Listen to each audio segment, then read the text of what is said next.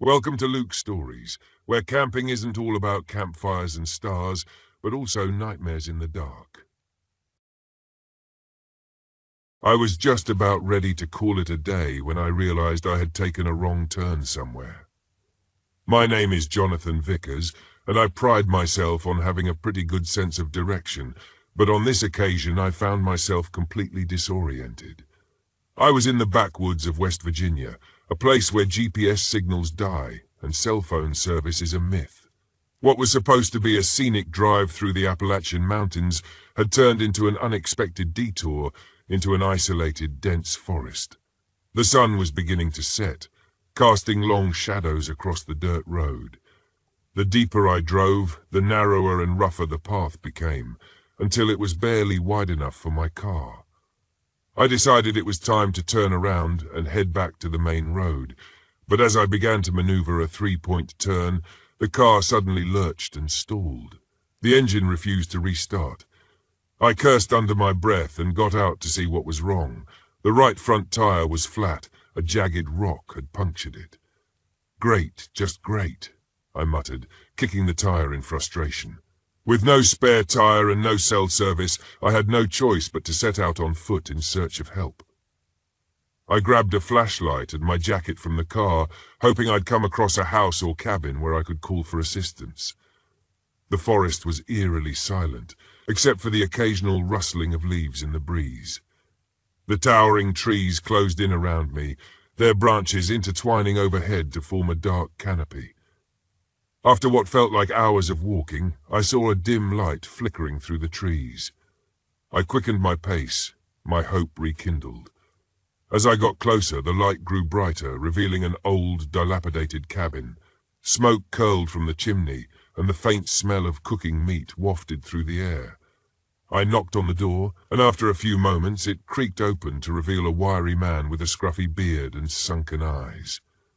"Evening," he said, his voice a gravelly drawl. "What brings you out here?"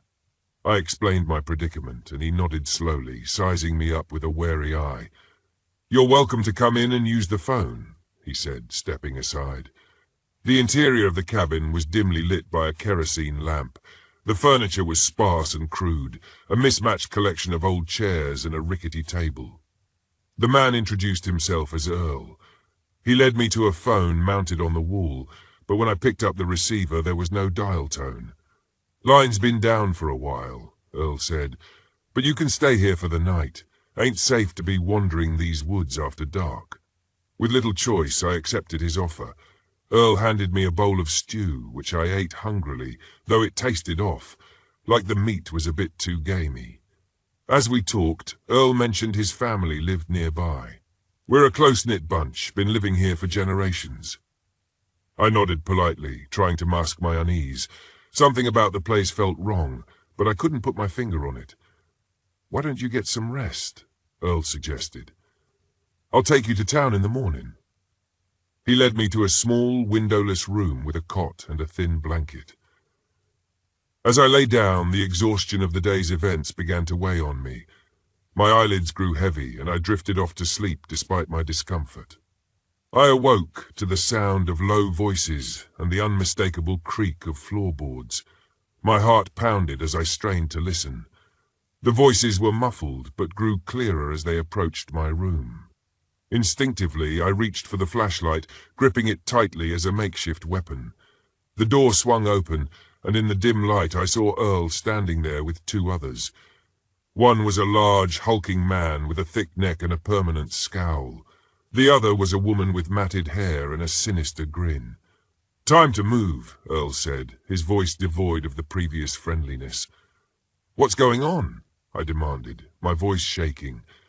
"Just a little family tradition," the woman replied with a twisted smile. "You're the guest of honor." Before I could react, the large man lunged at me, grabbing my arms with a vice-like grip. I struggled and fought, but he was too strong. They dragged me out of the room and down a narrow hallway, my flashlight clattering to the floor. I was brought into a large, dimly lit room that reeked of decay. The walls were lined with crude wooden cages, some of which contained skeletal remains. A makeshift altar stood in the center, stained with dried blood. My stomach churned with fear and revulsion. Earl and the woman began chanting in a low, guttural language as the large man tied me to the altar. I thrashed against the ropes, but they held fast. Panic surged through me as I realized their intentions. They were going to kill me. In a desperate bid for survival, I recalled the small pocket knife I always carried. With trembling fingers, I managed to reach into my jacket and flick open the blade. As Earl raised a rusty knife above me, I slashed at the ropes binding my wrists. The rope gave way, and I rolled off the altar, just as Earl brought the knife down, the blade sinking into the wooden surface with a dull thud. I scrambled to my feet, brandishing the pocket knife. The large man lunged at me again, but this time I was ready. I sidestepped his charge and drove the knife into his side. He roared in pain and staggered back, clutching the wound. The woman screamed and lunged at me with wild fury. I dodged her attack, kicking her legs out from under her. She fell to the ground with a grunt. Earl came at me next, the rusty knife slashing through the air. I parried with my pocket knife, the blades clashing in a spark of metal. Summoning every ounce of strength and resolve, I fought them off, landing blows and dodging their attacks. Bloody and battered, I managed to break free and sprint for the door. I burst out of the cabin and into the night, the cold air stinging my lungs. I ran blindly through the forest, branches whipping against my face, my heart pounding in my chest. The sound of pursuit faded behind me, but I didn't stop until I saw the faint glow of dawn on the horizon. Exhausted and disoriented, I finally stumbled upon a rural road. A passing truck slowed down as I waved frantically. The driver, an older man with kind eyes, pulled over and helped me into the cab. I explained what had happened, my voice trembling with the weight of the ordeal. The man nodded grimly and drove me to the nearest police station. The authorities took my statement and organized a search party to investigate the cabin. It didn't take long for them to find the gruesome evidence of Earl's family tradition. The police arrested Earl and his accomplices.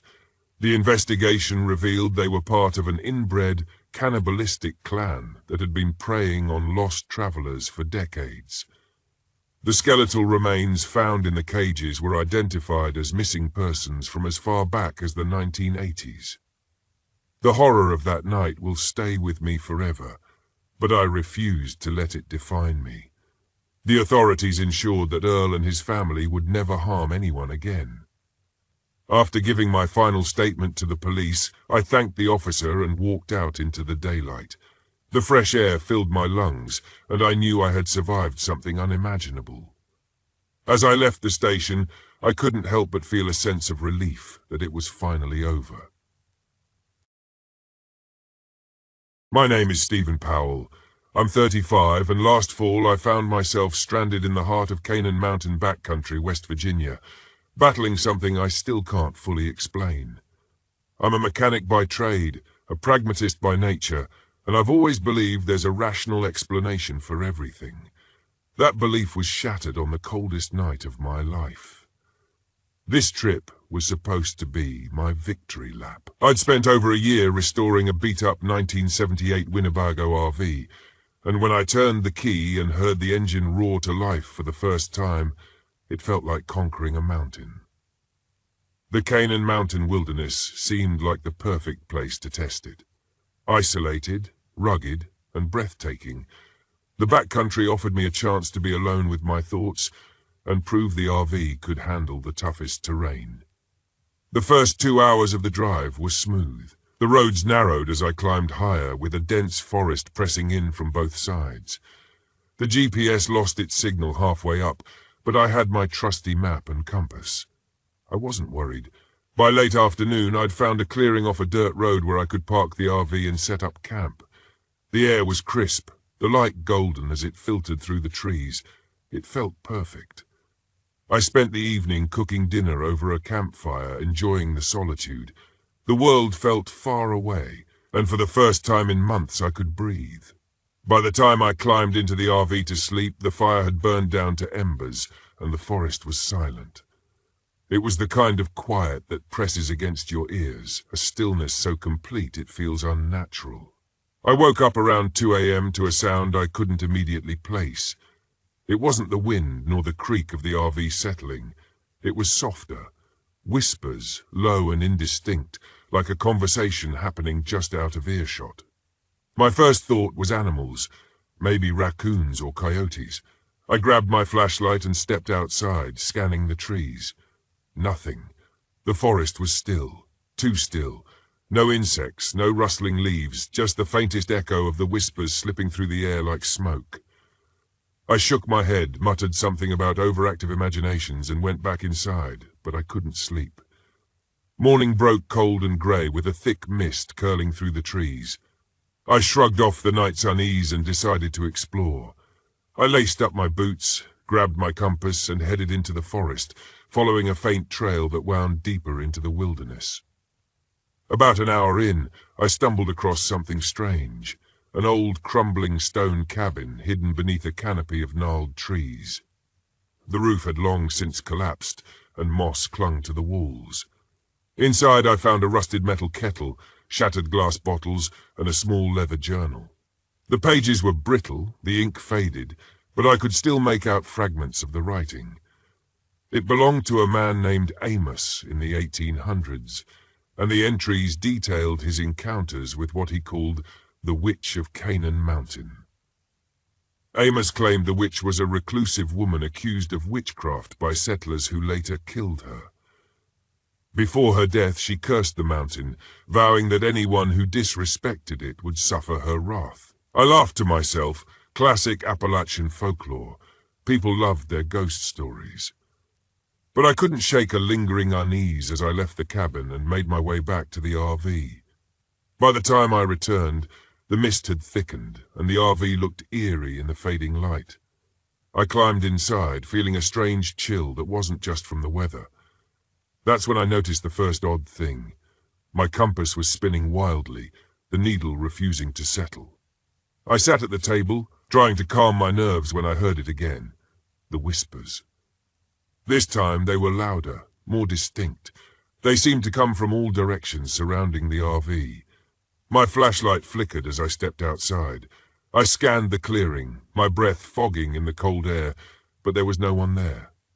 Then I saw it, a pile of stones neatly stacked in a triangle sitting a few feet from the RV. I hadn't put it there, and I was certain it wasn't there before. My stomach tightened, but I told myself someone was probably messing with me, a prank or some local superstition. I kicked the pile over and went back inside, locking the door behind me. That was a mistake. That night, everything went wrong. It started with the RV. The heater cut out first, then the lights flickered and died. When I tried to start the engine, it wouldn't even turn over. I checked the battery, the fuel line, everything I could think of, but there was no logical explanation. It was as if the RV itself had been drained of life. As I worked, the whispers grew louder, closer. They weren't just outside anymore, they were inside, echoing in the walls, the floor, the cabinets. My tools began to move. I'd set a wrench down, only to find it on the other side of the RV seconds later. My flashlight flickered again, and for a brief moment I saw a shadow move across the window. I froze. It wasn't human. I couldn't stay inside. The RV felt suffocating, alive with unseen malice. I grabbed my flashlight and stepped into the night, determined to find the source of the whispers. The forest was alive with movement, shadows flitting between the trees just beyond the edge of the light. I found myself drawn back to the stone cabin, as if some unseen force was guiding me. The whispers were deafening now, a chorus of overlapping voices. When I reached the clearing, the hunched figure of a woman stood in the doorway of the cabin. She wasn't human. Her skin was pale and stretched taut, her eyes hollow voids that seemed to pull the light from the air. Her voice, if it could even be called that, was a low, rasping hiss. "You have trespassed," she said, though her mouth didn't move. The words echoed in my mind. "You have disrespected this place." I couldn't speak, couldn't move. My legs felt rooted to the ground. She raised a skeletal hand, and the whispers surged, each voice filled with anger and pain. I saw flashes, images of settlers, the burning cabin, the witch's death. I felt her rage, her sorrow, her unrelenting need for vengeance. She offered me a choice: leave behind something of great value to appease her, or be trapped on the mountain forever. My heart pounded as I realized what she meant. My RV, my pride and joy, the project I'd poured everything into for over a year. She wanted me to destroy it. I tried to reason with her, to beg, but her form began to dissolve, the shadows closing in. I ran back to the RV, the whispers and shadows following me. I grabbed a can of fuel and a lighter, tears streaming down my face as I doused the RV in gasoline. When I struck the match, it felt like I was burning a part of myself. The fire roared, lighting up the clearing. The whispers faded, the shadows retreating as the flames consumed the RV. For the first time in hours, the forest was silent. By morning, the fire had burned itself out, leaving only the charred remains of my RV. The air felt lighter, the oppressive presence gone. I gathered what little I could carry and followed the trail back to civilization. This time, the path was clear. I've told this story to a few people since then, but no one believes me. They chalk it up to isolation, exhaustion, or my own imagination. But I know what I saw, what I heard. I left a part of myself on Canaan Mountain that night, and I'm not sure I'll ever get it back. Sometimes when I'm alone, I still hear the whispers. Writing is supposed to be therapeutic, or so they all say. Pour your soul into your work, my therapist advised, as if putting my existential dread into words would magically fix my life. I believed her, at least for a while, but months had passed, and the words never came. So here I was, parked in the middle of nowhere in Tar Hollow State Forest, my RV nestled under a canopy of towering oaks. I'd heard about this place in passing, a quiet retreat for hikers and campers, but it was the stories about Devil's Bridge that intrigued me. Folklore, tragedy, and a cursed crossing.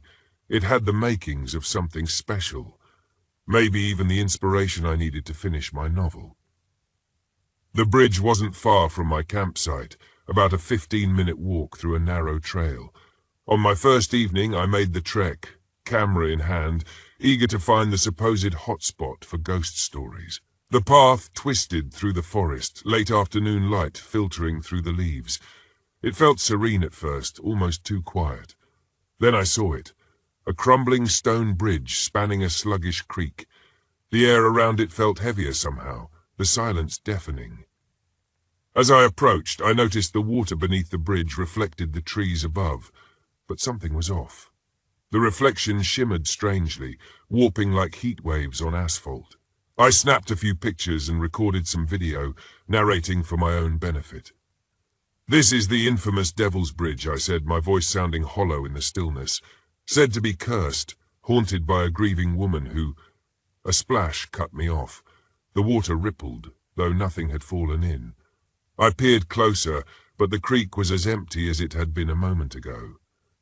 Just the wind, I told myself, though my pulse quickened. I was probably letting the stories get to me. Still, as I walked back to the RV, I couldn't shake the feeling that I wasn't alone. That night, I woke to a sound. At first, I thought it was rain, but it wasn't coming from the roof.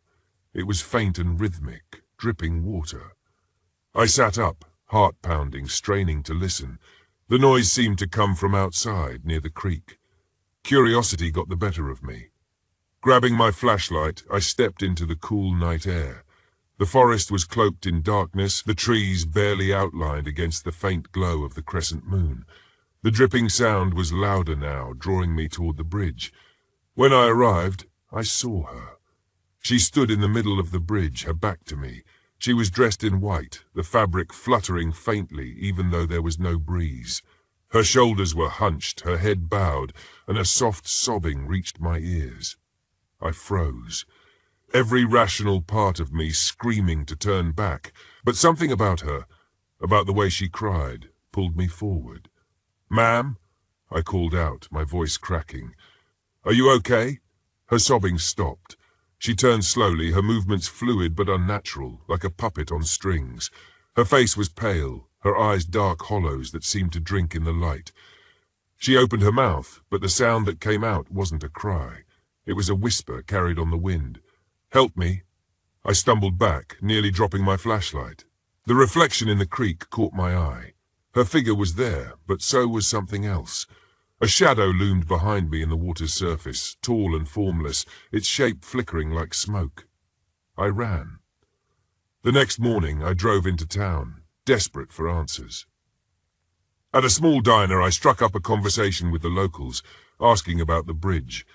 Most of them avoided eye contact, muttering about it being bad luck. But one man, a retired sheriff named Andrews, finally spoke up. "You saw her, didn't you?" he asked, his tone grim. I nodded. "Who is she?" "Legend says she was a mother who lost her child in that creek. Drowned, they say.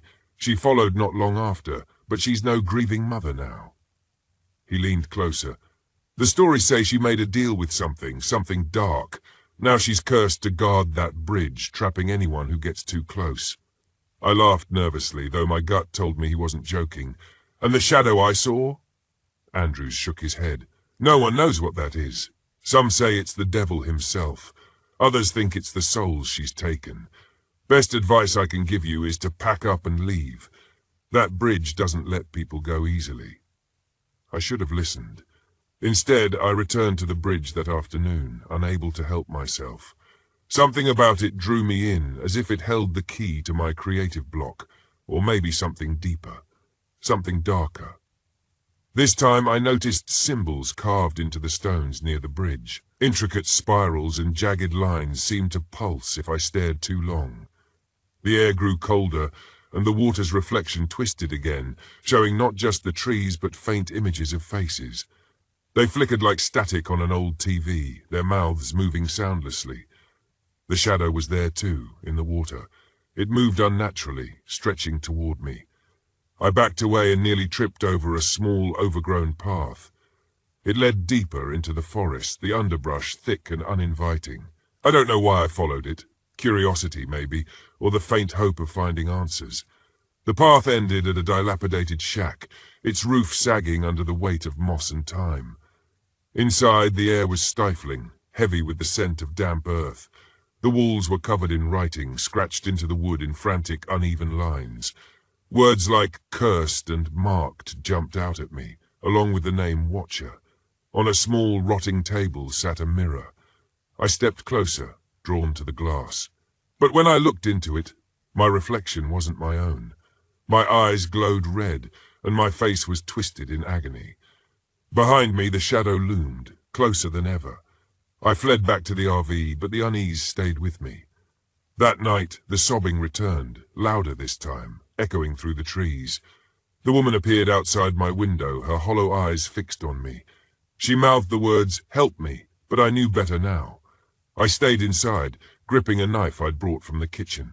The RV shook slightly, as if something was pushing against it, testing its strength. The mark on my arm burned, a symbol I hadn't noticed before, etched into my skin like the carvings on the bridge. By dawn, I knew I couldn't stay. I packed up and started the engine, but the RV wouldn't move. The wheels spun uselessly, as if the forest itself was holding me in place. Desperation clawed at me, and I found myself back at the bridge, drawn by some invisible force. The woman stood waiting, her form shifting like a mirage. "You have to help me," she said, her voice both pleading and commanding. "What do you want from me?" I shouted. She stepped closer, her face twisting into something monstrous. "Your soul," she whispered. The shadow surged from the creek, wrapping around me like smoke. My vision blurred, and for a moment I was underwater, the weight of the darkness pulling me down. Just when I thought I would drown, a new presence emerged, the Watcher. It stood between me and the woman, its form still shadowy but somehow less menacing. It raised a hand and the woman shrieked, her figure dissolving into the air. The shadow around me loosened its grip, and I collapsed onto the ground, gasping for air. When I opened my eyes, the bridge was gone, collapsed into the creek as if it had never existed. I left Tar Hollow that day, abandoning my RV and most of my belongings. Even now, far from the forest, I feel the mark on my arm, a burning reminder of what I faced. The mirror in my hotel room reflects something different now. My eyes are darker, and my face gaunt. And at night I still hear her voice. Help me. My name is Edward Davis, and this happened to me on July 15th, 2010. I just picked up my new RV and was itching to take it out for a spin. I'd always been a bit of a loner, you know, the kind of guy who enjoys his own company. So I decided to head out to the Oregon coast, somewhere remote and peaceful, away from the tourist traps. I parked the RV at a secluded spot in the Sauzian National Forest, just a short walk from the beach. The place was beautiful, with tall pines and the sound of waves crashing in the distance. I was planning to spend a few days there fishing, reading, and just unwinding. The first day was perfect. I set up a little campfire, grilled some fish I caught, and enjoyed a couple of beers as the sun went down. The forest got eerily quiet, but I didn't mind. It was just me, the stars, and the occasional hoot of an owl. The next morning, I woke up early, eager to explore the area. I hiked along the beach, finding little tide pools filled with crabs and starfish. I felt like I had the whole place to myself, which was exactly what I wanted. By the time I got back to the RV, it was late afternoon. I noticed something odd when I returned. There were footprints around my campsite. They weren't mine, and they definitely weren't from any animal I'd ever seen. They were large, too large to be human, and they had a strange, claw-like shape. I tried to shake it off, thinking maybe it was just some weird trick of the sand. That night, as I sat by the fire, I couldn't shake the feeling that I was being watched. Every now and then, I'd hear a rustling in the trees, but whenever I turned my flashlight in that direction, there was nothing there. I told myself it was just my imagination, the forest playing tricks on me. Around midnight, I decided to call it a night. I locked up the RV, crawled into my sleeping bag, and tried to sleep. I woke up a few hours later to a loud bang. It sounded like something had hit the side of the RV.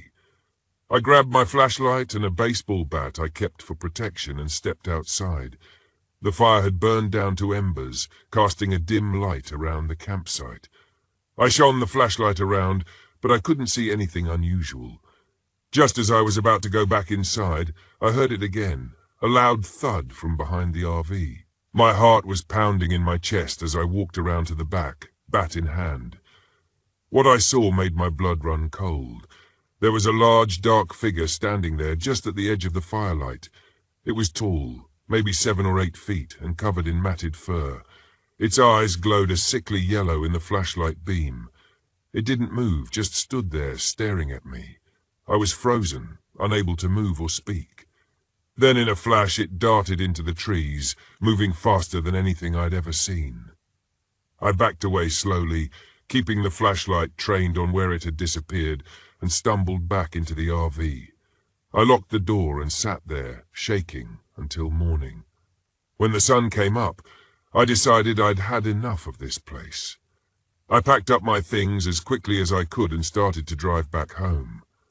As I was leaving, I noticed more of those strange footprints around the RV, like whatever it was had been circling it all night.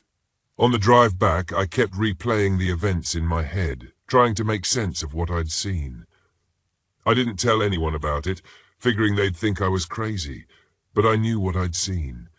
That thing was real, and it was out there. A couple of weeks later, I was back at home, trying to put the experience behind me. One evening, I was watching the local news when a story caught my attention. A group of campers had gone missing in the same area where I'd been. The news anchor mentioned that their campsite was found abandoned, with signs of a struggle and strange footprints in the sand. My heart sank. I knew then that whatever I'd seen wasn't just some figment of my imagination. It was real, and it was dangerous. I couldn't shake the feeling that I'd had a narrow escape. A few days later, I got a call from my friend Dave. He was a park ranger in the Sauzian National Forest. I hadn't told him about my encounter, but he knew I'd been camping out there. He asked if I'd heard anything unusual while I was there. I hesitated but decided to tell him everything. Dave listened without interrupting, and when I finished, he was quiet for a moment. Then he said, "You're not the first one to see it, Edward. We've had reports of something like that for years, but we've never been able to find any solid evidence." He told me about the local legends, stories of a creature that the native tribes called Tanka.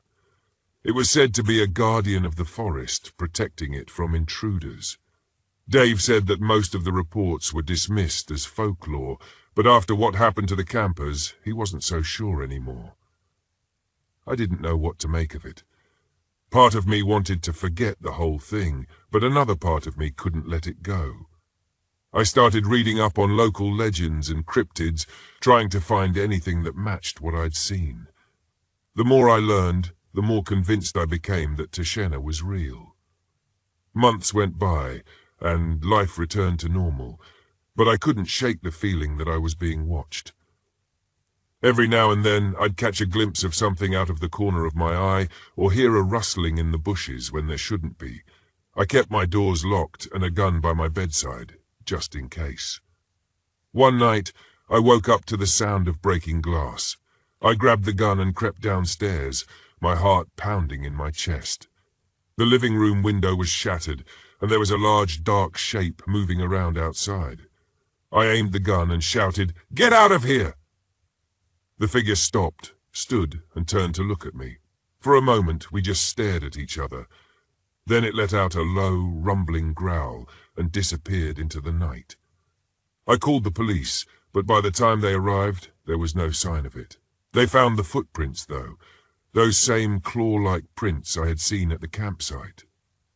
I moved away from Oregon not long after that. I couldn't live with the constant fear of Tanka reminding me again. I settled in a small town in Colorado, far away from the coast and the forests. I never told anyone there about what happened, but I stayed vigilant, always keeping an eye out for anything unusual. Years passed, and the memories of that summer started to fade. But every now and then, I'd hear about campers going missing in the Sauzion National Forest, and I'd feel a chill run down my spine. I knew Tanka was still out there, watching and waiting. One evening, I got a call from Dave. He sounded shaken, more serious than I'd ever heard him. He told me that another group of campers had gone missing, and this time they'd found something. He wouldn't say what over the phone, but he asked if I could come back to Oregon. I hesitated, but curiosity got the better of me. I agreed, and a few days later I was back in the Sauzion National Forest, standing by a familiar stretch of beach. Dave led me to the campsite where the campers had disappeared. The place was a mess, with torn tents and scattered belongings, but it was what he showed me next that made my blood run cold. There in the sand was a piece of wood with strange markings on it. Dave said it looked like some kind of totem, something the local tribes used in their rituals. He believed it was a warning, a sign to stay away. I didn't need any more convincing. I left Oregon that day and never looked back. I sold the RV and bought a small cabin in the mountains, far away from any forests or beaches. I still think about Tashena sometimes, wondering if it's still out there, watching and waiting for its next victim. I don't know what it is or where it came from, but I do know one thing. I'll never go camping again. The forest isn't as peaceful as it seems, and some things are better left undisturbed. My name is Nicholas Warren, and this happened to me on October 22nd, 1999. I've always loved camping. Grew up going out into the woods with my dad and brother. It's a tradition I've kept up, even though Dad's long gone and my brother has moved across the country. So, when I bought this old RV, I was pretty excited to take it out for a spin. I'd planned a trip to a quiet spot in the Adera, a place I'd read about but never visited. My buddy Nolan Hayes agreed to come along. Nolan and I had been friends since high school, so he was up for the adventure. We packed up the RV with everything we thought we'd need for a few days in the wilderness: food, beer, fishing gear, and our sense of humor. We set out early in the morning. One of those clear days where the sky is blue and the air is crisp enough to feel like a promise of good times. The drive was uneventful. We joked about our wives getting a break from us and the silly things we used to do back in school. We arrived in the late afternoon. The place was perfect. Quiet, a bit off the beaten path, with a small lake nearby that Nolan swore was brimming with fish. We set up camp, got the fire going, and cooked some burgers. As the night rolled in, we sat by the fire drinking beer and reminiscing. It was peaceful, and the stars were out in full force. Around midnight, we decided to call it a night. Nolan crashed on the RV's couch, and I took the bed in the back. I woke up sometime in the middle of the night, feeling like I'd heard something, the kind of noise that snaps you out of sleep, but you're not sure if it was real or just part of a dream. I listened for a minute, didn't hear anything else, and figured it was just the wind or some animal. I went back to sleep. The next morning we found the campsite in a bit of a mess. The cooler was overturned and some food was scattered around. "Damn raccoons," Nolan muttered, picking up the debris. We laughed it off, cleaned up, and decided to spend the day fishing. The lake was serene, and we caught a few fish. Things felt normal again. By the time we got back to the RV, it was getting dark. We cooked up the fish and settled in for another night by the fire. Nolan started telling ghost stories, trying to spook me. I played along, even though either of us really didn't believe in that stuff. Later that night, I woke up again. This time I knew I'd heard something, a low shuffling noise outside the RV. I sat up, listening intently. There it was again, closer this time. I grabbed a flashlight and quietly moved to the front of the RV. Nolan was snoring softly on the couch. I peeked out the window, but didn't see anything. I told myself it was probably just an animal, but I couldn't shake the feeling that something was off. The next morning, Nolan looked at me and said, "You look like hell. Didn't sleep well." "Yeah, I heard something last night. Probably just an animal, but it kept me up," I replied. We decided to do some hiking and explore the area a bit. It was a good distraction, and the fresh air helped clear my head. By the time we got back, I was exhausted, but felt better. We made dinner, talked about our plans for the next day, and turned in early. I woke up to a loud thud against the RV. My heart was racing as I sat up, straining to hear. Nolan was already awake, looking around nervously. "Did you hear that?" he whispered. "Yeah, I heard it," I said, grabbing the flashlight and my pocket knife. We both moved cautiously to the front of the RV. I opened the door slowly and shined the flashlight outside.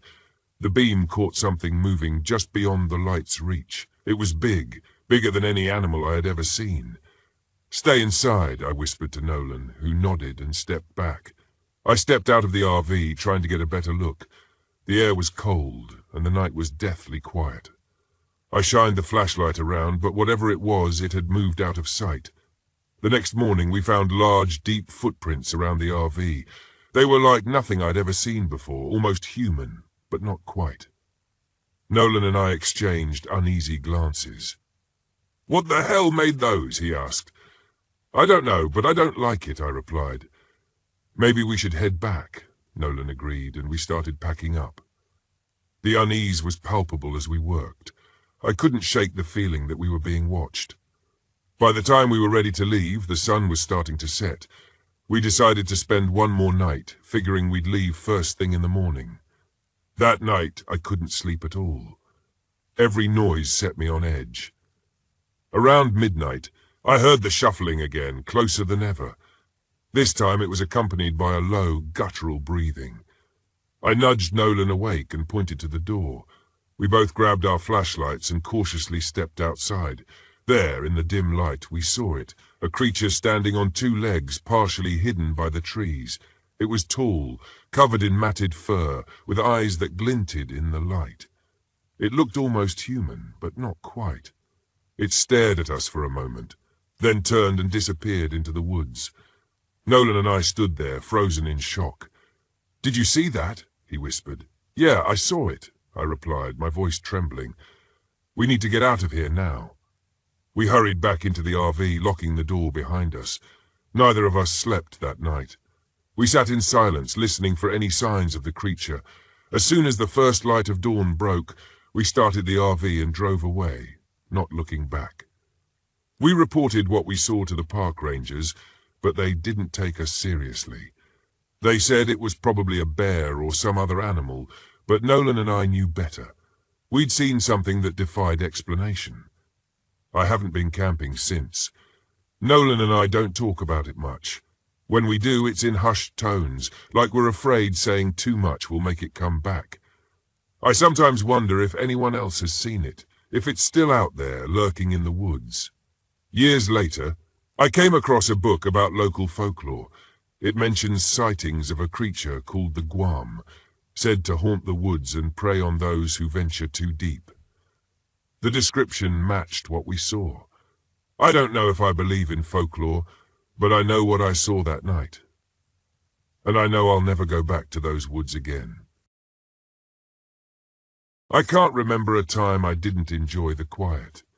It's one of the reasons I became a park ranger in the first place. My name is Elias Thorne. I've been working at Yellowstone National Park for about 10 years now. The job isn't glamorous, but it's the only place where I feel truly at home. I have a small cabin near the park center, surrounded by towering pines and an endless chorus of nature. The day started off as any other. I brewed a pot of coffee, watched the sun rise over the treetops, and checked in on the radio for the day's assignments. It was a peaceful morning until I got a call from dispatch. A couple of hikers, the Petersons, had gone missing. Last seen near Devil's Grotto, a remote part of the park notorious for its rough terrain and dense forest. Devil's Grotto wasn't on my list of favorite places. The ground there is unstable, and it's easy to lose your bearings. Still, missing hikers were a priority. I grabbed my gear, made sure my radio was fully charged, and headed out. The hike to the grotto took a couple of hours. The path was overgrown, and in some places it was barely visible. I called out for the Petersons every so often, but the forest swallowed my voice. The trees stood like silent sentinels, their branches intertwining to form a canopy that blocked out most of the sunlight. The deeper I went, the more the forest seemed to close in on me. As I reached the grotto, I found their campsite. It looked hastily abandoned. There was a fire pit, some scattered belongings, and a couple of backpacks. The tent was torn open, as if something had ripped through it with tremendous force. I felt a chill that had nothing to do with the temperature. I radioed in my location and the condition of the campsite. While I waited for a response, I began to look around for any clues. The ground was disturbed, but there were no clear tracks, just a lot of broken branches and trampled vegetation. Then I heard it, a low, almost imperceptible sound, like something scraping against bark. I turned slowly, my hand instinctively reaching for the flashlight on my belt. The light cut through the shadows, revealing more tree trunks and underbrush. Nothing unusual, but the feeling of being watched was overwhelming. I found a trail of blood leading away from the campsite. It was faint but unmistakable. I followed it cautiously, my senses on high alert. The trail led deeper into the forest to an area I was unfamiliar with. I called out again, hoping against hope that someone would respond. Instead, I was met with silence. The blood trail ended abruptly at the edge of a small clearing. In the center of the clearing was an old, dilapidated cabin I'd never seen before. It wasn't on any map of the park. The structure looked ancient, wood dark and rotting, the windows broken and gaping like empty eye sockets. I approached the cabin, my heart pounding in my chest. The door was ajar, and as I pushed it open, it creaked loudly, the sound echoing in the oppressive stillness. Inside the cabin was dark and smelled of decay. I swept the beam of my flashlight around the room, revealing a scene out of a nightmare. The walls were covered in strange, primitive drawings smeared in what looked like dried blood, symbols and images I couldn't make sense of. And there in the center of the room was one of the Petersons, Mrs. Peterson, or what was left of her. She was mutilated, her body arranged in a grotesque display. I gagged, the bile rising in my throat. I stumbled back out of the cabin, desperate to get away from the horror inside. My radio crackled to life, startling me. It was dispatch, asking for an update. I managed to choke out my location and the condition of Mrs. Peterson. They told me to stay put, that backup was on the way. But something in me knew that staying put was the worst thing I could do. I heard the scraping sound again, closer this time. I spun around, shining my flashlight into the trees. The light caught a glimpse of something moving, something large and quick. It darted out of sight before I could get a good look. I didn't wait for a second encounter. I started running, heading back toward the main trail. The forest seemed to come alive around me, branches clawing at my clothes, the roots trying to trip me up. I heard footsteps behind me, heavy and relentless, matching my own. I burst into the clearing where the Petersons' campsite was, gasping for breath. I grabbed the radio and shouted for immediate extraction, but all I got was static. Panic set in. I couldn't go back the way I came, and there was no time to wait for help. I needed to find a defensible position. There was an outcropping of rocks nearby, and I scrambled up, hoping the elevation would give me an advantage. I found a spot where I could see the entire clearing and tried to calm my breathing. The footsteps stopped, and an eerie silence fell over the forest.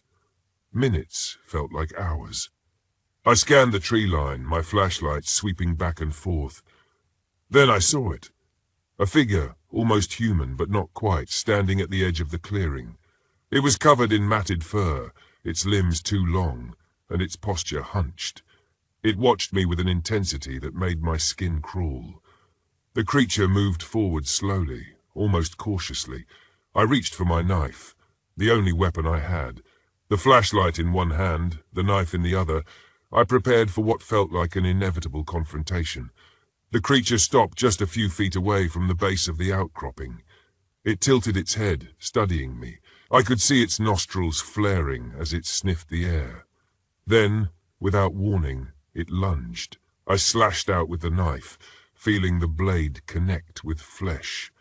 The creature roared in pain, staggering back. Seizing the moment, I jumped down and I didn't look back. I knew that my survival depended on speed and not making any mistakes.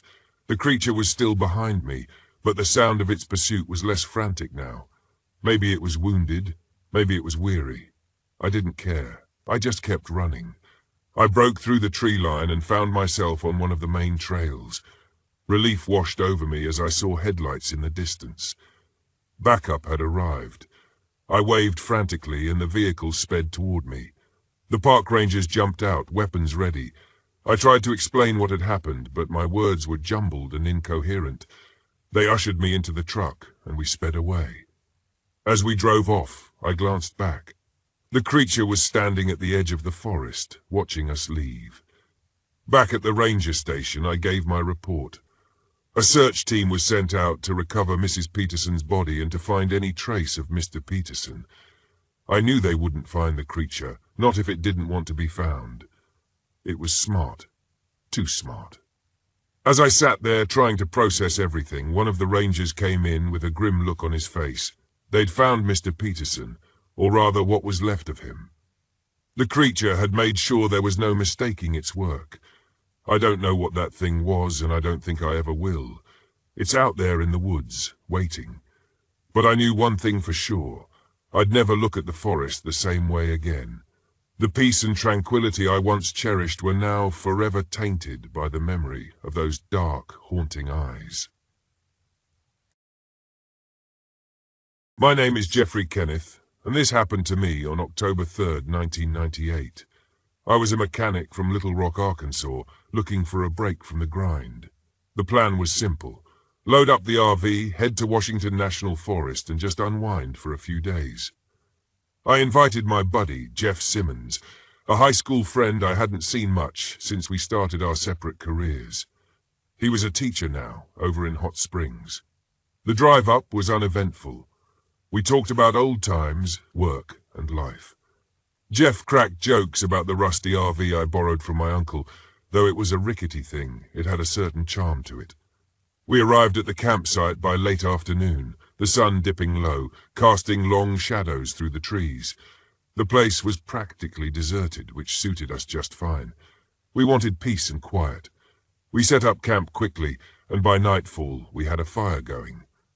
We sat around drinking cheap beer and grilling hot dogs. The stars were out in full force, and the forest was alive with the sounds of crickets and the occasional hoot of an owl. It was perfect. The first night passed without incident. The next morning, we decided to explore the surrounding area. The forest was dense with towering pines and thick underbrush. We hiked for hours, finding a small, crystal-clear stream where we filled our water bottles and cooled off. By late afternoon, we made our way back to the RV. Jeff was in high spirits, laughing and recounting some old-school stories. As we neared the campsite, we noticed something odd. The door to the RV was ajar. Jeff gave me a puzzled look. "Did you leave it open?" he asked. "Nope. Must have been the wind or something," I replied, but a sense of unease crept over me. Inside, nothing seemed out of place. We shrugged it off and went about preparing dinner. That night, as we sat by the fire, I couldn't shake the feeling that we were being watched. Jeff, always the more intuitive of us, picked up on my mood. "You okay, Jeffrey?" he asked. "Yeah, just got a weird feeling, that's all," I muttered. He nodded, tossing another log on the fire. "Probably just the isolation getting to you. We're not used to this kind of quiet." We turned in early, exhausted from the day's hike. Sometime in the middle of the night, I woke up to a strange noise. It was a faint rustling, like something moving outside the RV. I held my breath, straining to listen. The noise stopped, and I eventually fell back asleep. The next morning, I mentioned it to Jeff. He shrugged it off, but I could see a flicker of concern in his eyes. We spent the day fishing at a nearby lake, bringing back a decent haul. That night, as we cooked our catch over the fire, the unease returned. Halfway through our meal, we heard it again, the rustling. This time, it was closer. Jeff stood up, peering into the darkness. "Probably just an animal," he said, but his voice lacked conviction. We finished eating in silence, the tension between us palpable. We decided to take turns keeping watch, just in case. Jeff took the first shift while I tried to sleep.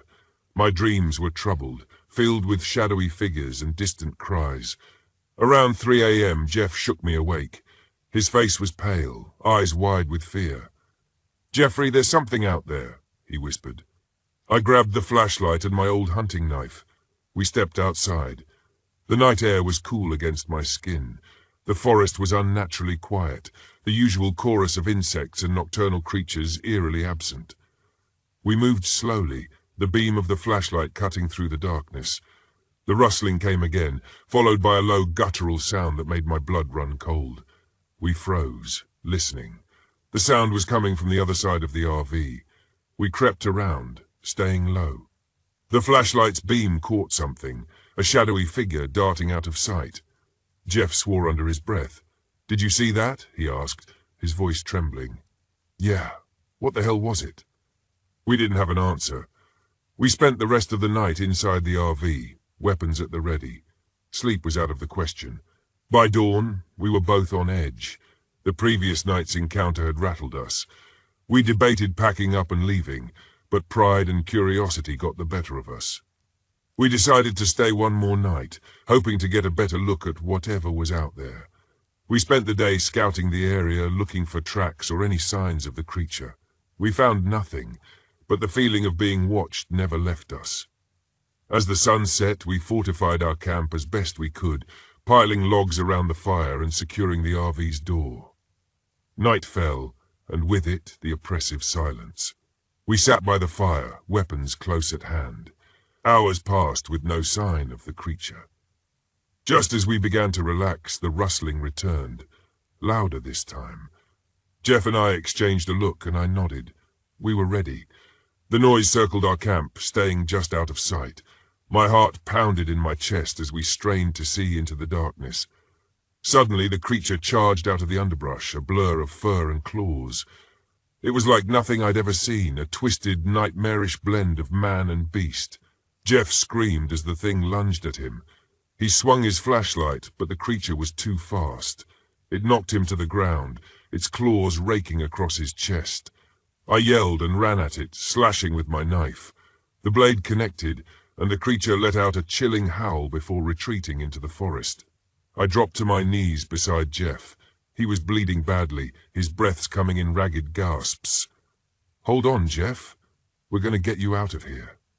I grabbed a towel from the RV and pressed it to his wounds, trying to stem the bleeding. I fumbled for my phone, but there was no signal. Desperation clawed at me. "Stay with me, man," I begged. Jeff's eyes met mine, and he managed a weak smile. "Jeffrey, get out of here. It's not safe," he whispered. I shook my head, tears streaming down my face. "Like hell I'm leaving you." But deep down, I knew he was right. The creature was still out there, watching, waiting. I had to make a choice. I dragged Jeff into the RV, locking the door behind us. I kept pressure on his wounds, praying for a miracle. Hours passed, the silence broken only by Jeff's labored breathing and my whispered reassurances. As dawn approached, Jeff's breathing grew fainter, his grip on my hand loosened, and I knew he was slipping away. "Hang on, Jeff. Just hang on," I whispered, though I knew it was useless. His eyes fluttered closed, and with a final shuddering breath, he was gone. I sat there, numb, as the first light of dawn filtered through the RV's windows. My best friend was dead, and the creature was still out there. I had to get help, but I couldn't leave Jeff's body behind. I wrapped him in a blanket, tears streaming down my face. I promised him I'd come back for him. I grabbed the keys and started the RV, my hands shaking as I drove away. I kept glancing in the mirrors, half expecting the creature to follow. I reached the nearest ranger station hours later, stumbling inside half-crazed with grief and exhaustion. The rangers didn't believe me at first, but the blood on my clothes and the desperation in my voice convinced them to send a search party. They found Jeff's body and signs of a struggle, but no trace of the creature. They chalked it up to a bear attack, though I knew better. I never went back to Washington National Forest. Jeff's death haunted me, and the memory of that night lingered like a dark cloud over my life. Years later, I heard whispers of similar attacks in the area. The locals had a name for the creature, the Warden. They spoke of it in hushed tones, a legend passed down through generations. I didn't need to hear the stories to know the truth. I had seen it with my own eyes. I still think about Jeff and that terrible night. The guilt and the questions never go away. What was the creature? Why did it attack? I'll never know. But one thing is certain. There are things in this world that defy explanation, lurking in the shadows, waiting for their next victim. They don't tell you much when you get selected for a government project like this. They like to keep things on a need-to-know basis, and as a geneticist with the Department of Defense, I learned to live with that. My name is Richard Lowe, and for the past year, I'd been working on something called Project Harvest, in a facility so secluded that even the local wildlife stayed away. The work was classified, of course, and our team was comprised of the best in the field. We were tasked with developing bioenhancements, pushing the boundaries of human potential. The aim was to create a new generation of soldiers, but there were whispers, rumors about the dark side of our experiments. The details of what we were doing sometimes felt too surreal to be real, but I pushed those thoughts aside, trusting in the science and the rigid protocols that kept everything in check. The facility itself was a concrete fortress buried deep within a dense forest, surrounded by miles of electrified fencing and guarded by men who didn't ask questions. It was the kind of place where cell phones were confiscated at the gate and the only communication with the outside world was through heavily monitored channels. We were working on something extraordinary, combining human DNA with that of various animals to enhance physical capabilities. We had code names for the different genetic strands: Viper for enhanced reflexes, Rhino for strength, and Panther for agility. The most promising and most dangerous strand was the one we codenamed Cerberus. Cerberus was an attempt to merge the regenerative properties of a salamander, the resilience of a wolverine, and the predatory instincts of a great white shark into a single human genome. The idea was to create a soldier who could not only heal from injuries quickly, but would also be nearly impossible to kill. However, there was something we didn't anticipate, something that the algorithms couldn't predict. The Cerberus strand did more than just enhance physical capabilities. It altered the subject's psyche in ways we couldn't understand.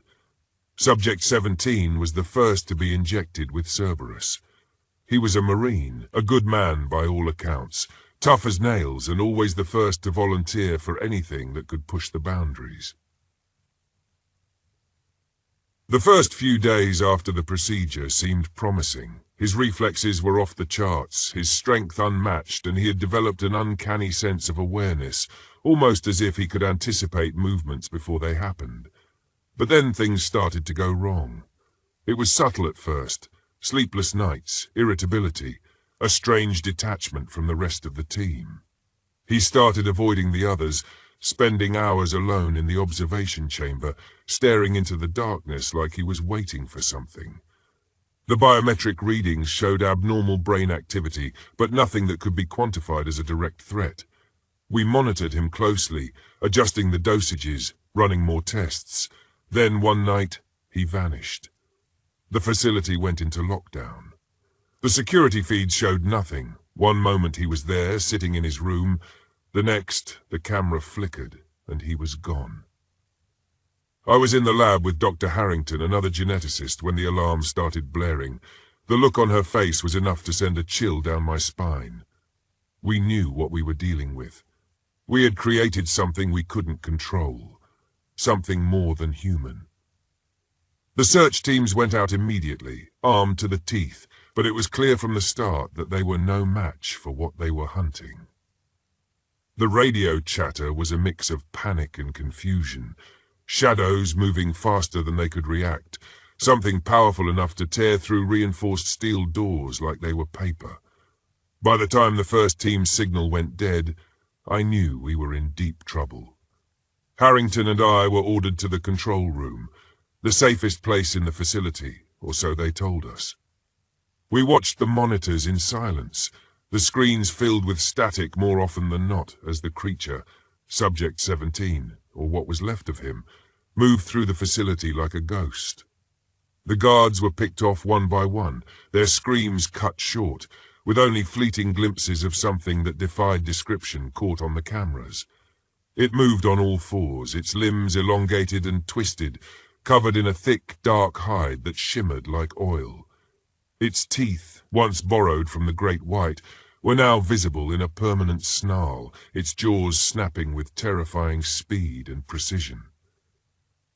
Harrington tried to make sense of it, muttering something about neuropathways and primal instincts, but it was clear there was no logic left in this creation.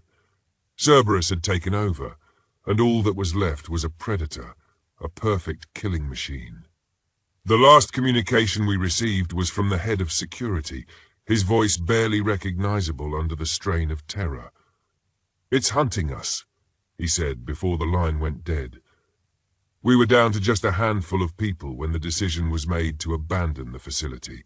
They had protocols for situations like this, self-destruct sequences, emergency evacuation procedures, but the reality was far messier. The idea was to seal the creature inside and bring the whole place down on top of it. But as we made our way through the labyrinthine corridors, it became clear that Cerberus was always one step ahead. The power flickered out, plunging us into darkness. The emergency lights cast long, flickering shadows, and every sound was amplified tenfold. Harrington and I were separated from the others during the chaos, ending up in the lower levels where the labs were. We tried to make our way back to the surface, but it was too late. The exits were blocked, the corridors littered with the remains of what had once been our colleagues. We barricaded ourselves in one of the observation rooms, hoping to wait it out until the evacuation team could extract us. But we both knew it was a long shot. The creature was relentless, methodical, driven by a mind that we could no longer understand. It found us eventually. The door to the observation room buckled under its assault. and when it finally gave way, we came face to face with what we had created. Its eyes, once human, were filled with a cold, calculating intelligence, and I could see a flicker of recognition as it looked at us. Then it pounced. Harrington didn't stand a chance. It tore into her with such ferocity that she didn't even have time to scream. I ran, knowing full well that there was nowhere to go. I could hear it behind me, the sound of claws scraping against the metal floor, getting closer with every step. I made it to the control room, the reinforced door slamming shut behind me. The room was empty now. The monitors all showed static. I knew it was only a matter of time before it found a way in. And then, as if by some miracle, the power surged back on. The lights flickered to life, and the screens cleared, showing the facility in its entirety. I saw it then, the creature standing outside the door, its head cocked to the side as if it were listening for something. I froze, my hand hovering over the controls for the self-destruct sequence. But then something unexpected happened. The creature turned away, moving slowly down the corridor. It didn't make sense. It had me trapped. There was no reason for it to leave, but it did, disappearing into the shadows, leaving me alone in the control room. My heart pounded in my chest. I didn't wait to find out why. I activated the sequence, the alarms blaring as the countdown began. I made my way to the emergency exit, hoping against hope that I could outrun the explosion. The facility went up in flames behind me, the ground shaking as the underground levels were consumed by fire. I stumbled out into the cold night air, collapsing in the dirt as the blast wave rolled over me. I was the only one who made it out alive. The official reports were sanitized, of course. They called it a containment failure and hushed up the details. But I know what happened, what we created. And I know it's still out there somewhere in those woods waiting. But that's not my concern anymore. I did my job, followed the orders, and now I'm done with it. The past is buried beneath tons of concrete and steel, just like the facility. Whatever comes next, it's not my problem. My name is Nicholas Richards, and I'm 34 years old. This happened last fall during what was supposed to be a peaceful RV trip in Big Spring, Missouri. I went there to escape my life, to find some quiet and maybe start writing the memoir I'd been putting off. What I found still haunts me to this day. I pulled into the campground just before dusk, the sun casting golden streaks across the towering oaks. My RV, a second-hand model that had seen better days, rumbled to a stop at the edge of the spring. The water was breathtaking, crystal clear and almost otherworldly in its vibrant blue-green hue. It looked like a portal to another world. I parked in a secluded area, close enough to the spring for a view, but far from other campers. I was used to being alone after leaving my career as a journalist. I'd spent the past year traveling from one quiet place to another, hoping to find some semblance of peace. Big Spring, with its remote beauty, seemed perfect. That first night, I sat by the campfire, jotting ideas into my notebook. The woods around me were silent, except for the occasional rustle of leaves. Then, just as the stars began to appear, I heard it, a faint melody carried on the wind. It was soft at first, like a lullaby hummed by a distant voice. I paused, my pen hovering above the page. It wasn't unpleasant, but something about it made the hair on my arms stand on end. I brushed it off as my imagination and went to bed.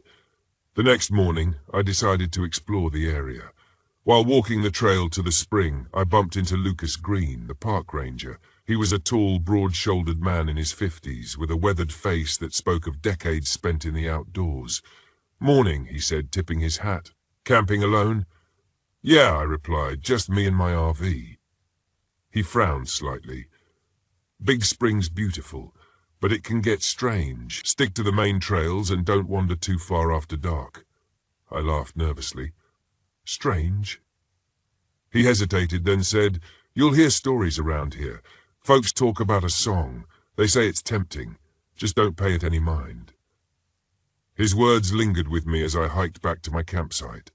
That evening I met another camper, a young woman named Maggie. She was cheerful and carefree, the type of person who seemed at ease in any situation. We shared a campfire for a while, swapping stories. "Did you hear the song last night?" Maggie asked casually, poking at the fire with a stick. I froze. "You heard it too?" "Yeah, but it's probably just the wind," she said with a shrug. "Or maybe the ghost of the girl who drowned here. Local legend says she sings to people, trying to pull them into the spring." I laughed nervously, but I couldn't shake the unease that crept over me.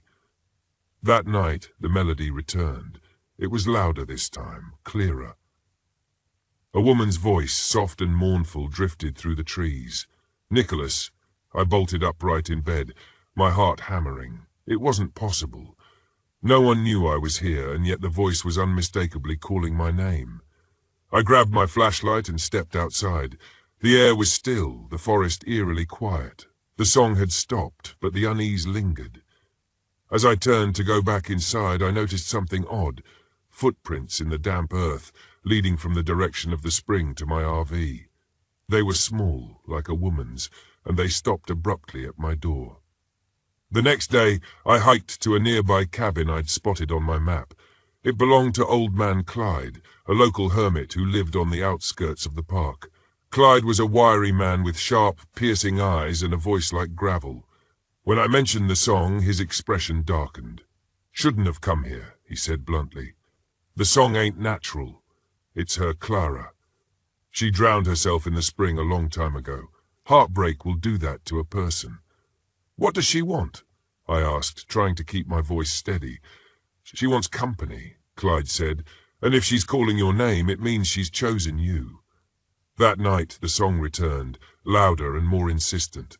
The voice was beautiful, achingly sad, and it called my name over and over. "Nicholas, come to me." I tried to ignore it, but my body moved on its own, as if the voice had taken control. I stepped out of the RV barefoot, the cold earth numbing my feet. The moonlight bathed the spring in an otherworldly glow, and at its edge I saw her, Clara. She was stunning and terrible all at once. Her long, dark hair flowed like ink, and her pale skin glowed faintly in the moonlight. Her eyes, hollow and black, fixed on me as she sang.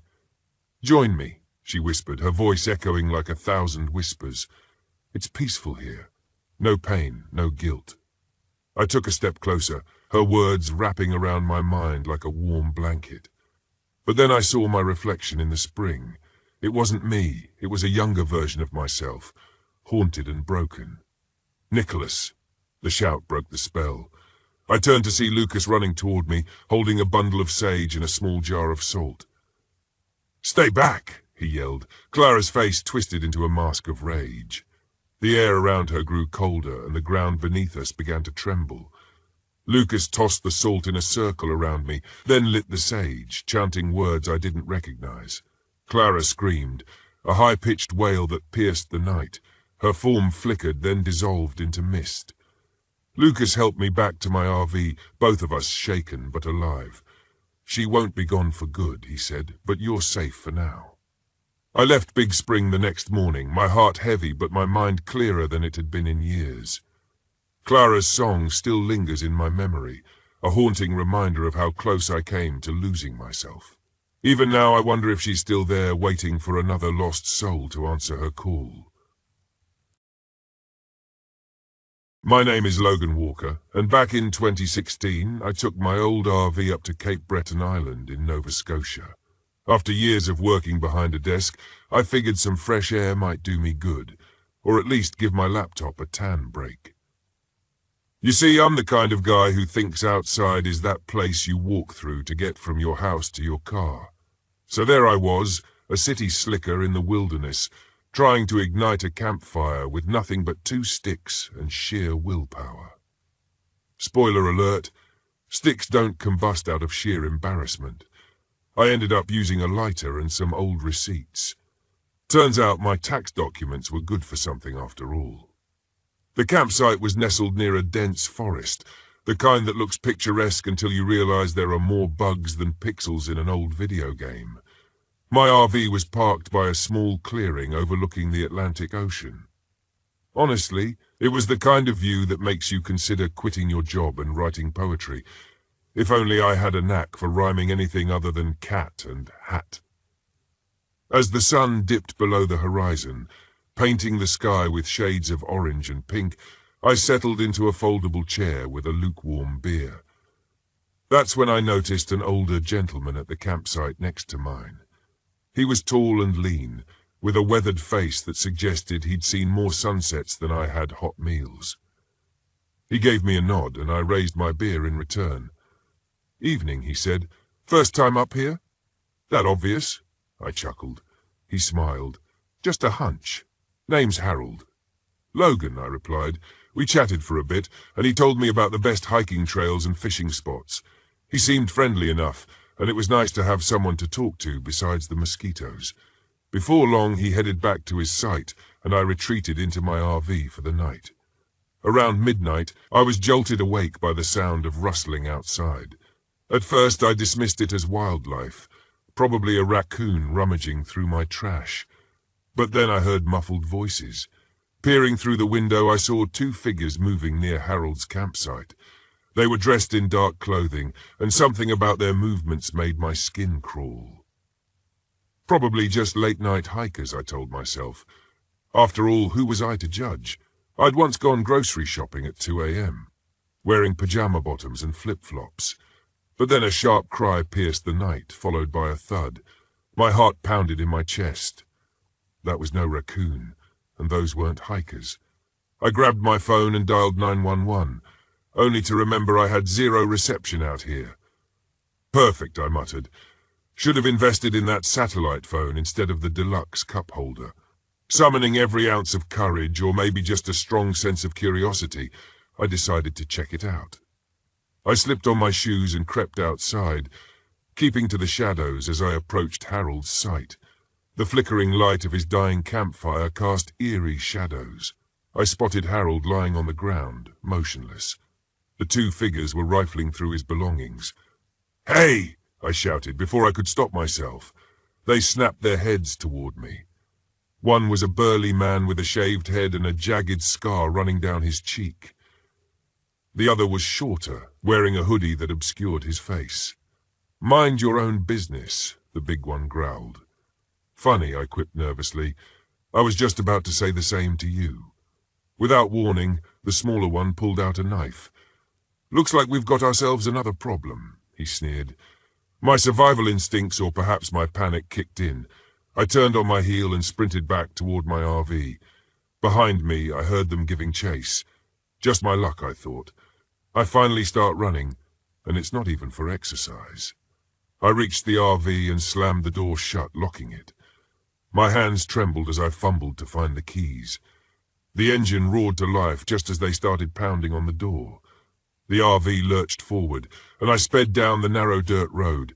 Branches scraped against the sides like fingernails on a chalkboard. In my rearview mirror, I saw their silhouettes fade into the darkness. Relief washed over me, but it was short-lived. The road ahead forked, and in my haste I had no idea which way led to safety, left or right. "Eeny, meeny, miny," I mumbled. A loud bang cut me off. The RV jolted, and I realized I'd blown a tire. Fantastic. "Next time I'm vacationing at a 5-star hotel," I grumbled. I had no choice but to keep moving, driving on the rim. I could hear the metal grinding against the gravel. After what felt like an eternity, I spotted a dim light flickering through the trees. A house out here. Desperate, I pulled into a makeshift driveway leading up to a rustic cabin, parking haphazardly. I jumped out and raced to the front door, pounding on it. "Hello, is anyone home? I need help." The door creaked open, and a middle-aged woman with kind eyes peered out. "Goodness, what's the matter?" she asked. "There's been an attack," I gasped. "My friend, an older man, he's hurt. We need to call the police." She ushered me inside. "Calm down, dear. The nearest phone is a few miles away, but my husband can drive you." She called out, and a tall man appeared from another room, wiping his hands on a cloth. "What's all the commotion?" I quickly explained the situation. He grabbed a set of keys. "Let's get you to the ranger station." As we headed out, I noticed a collection of hunting rifles mounted on the wall. "Any chance we could arm ourselves?" I asked. He shook his head. "Not necessary. Besides, Those are antiques. We got into his pickup truck, and I felt a glimmer of hope. Maybe this nightmare was ending. As we drove down the winding road, I glanced back and saw the woman's silhouette in the doorway, watching us. "Strange night, huh?" Tom remarked. "You have no idea," I sighed. We drove in silence for a few minutes before the truck slowed to a stop. "Why are we stopping?" I asked. He turned to face me, his expression devoid of warmth. "End of the line." My stomach dropped. From the shadows, the two attackers emerged, grins plastered across their faces. "You did good, Tom," the big one said. "Family sticks together," Tom replied. "I was trapped. You're all in this together," the smaller one chuckled. "Smart guy," the big one said. "Shame we can't let you leave." Panic surged through me. "Look, I don't have anything valuable. Take whatever you want." The big guy cracked his knuckles. "Oh, it's not about that." "We can't have witnesses," he added. Desperation took over. I flung the door open and bolted into the woods. Branches whipped against my face, and roots threatened to trip me with every step. Behind me, their footsteps and laughter echoed. "Run, rabbit, run," one of them taunted. Note to self, cardio is important. I wheezed. I stumbled upon a small creek and splashed through it, hoping to mask my trail. The forest was a maze, and my sense of direction was as reliable as a chocolate teapot. I needed a hiding spot. Up ahead, I spotted an old abandoned mine entrance. Without thinking, I darted inside. The darkness swallowed me, and the air was thick with the scent of damp earth. I crouched behind a large boulder, trying to steady my breathing. Footsteps approached the entrance. He couldn't have gone far, Tom's voice echoed. "Split up," the big guy ordered. He might be hiding inside. I held my breath as flashlight beams danced across the walls. Sweat trickled down my forehead, and my heart pounded like a drum solo at a rock concert. Just then, a faint whisper reached my ears, "This way." It seemed to say. I glanced around, but saw no one. Great, now I'm hearing things, I thought. But the whisper came again, more insistent. Against my better judgment, or perhaps because I had no better options, I followed the sound deeper into the mine. The tunnel narrowed and the floor sloped downward. Behind me, the voices of my pursuers grew fainter. The path led me to a small chamber where faint light filtered through cracks above. In the dim glow, I saw markings on the walls, names and dates carved into the stone. One name stood out. Harold Johnston, 1975. "Harold?" I murmured. "Harold, the man from the campsite." Footsteps echoed down the tunnel. They were getting closer. I spotted a narrow crevice at the back of the chamber. Squeezing through, I found myself in another passage that led upward. Clambering over rocks, I emerged outside on a hillside overlooking the forest. I took a moment to catch my breath. The cool night air was a relief, but I knew I wasn't safe yet. I needed to find help. In the distance, I saw the faint glow of lights, probably the ranger station Tom had mentioned.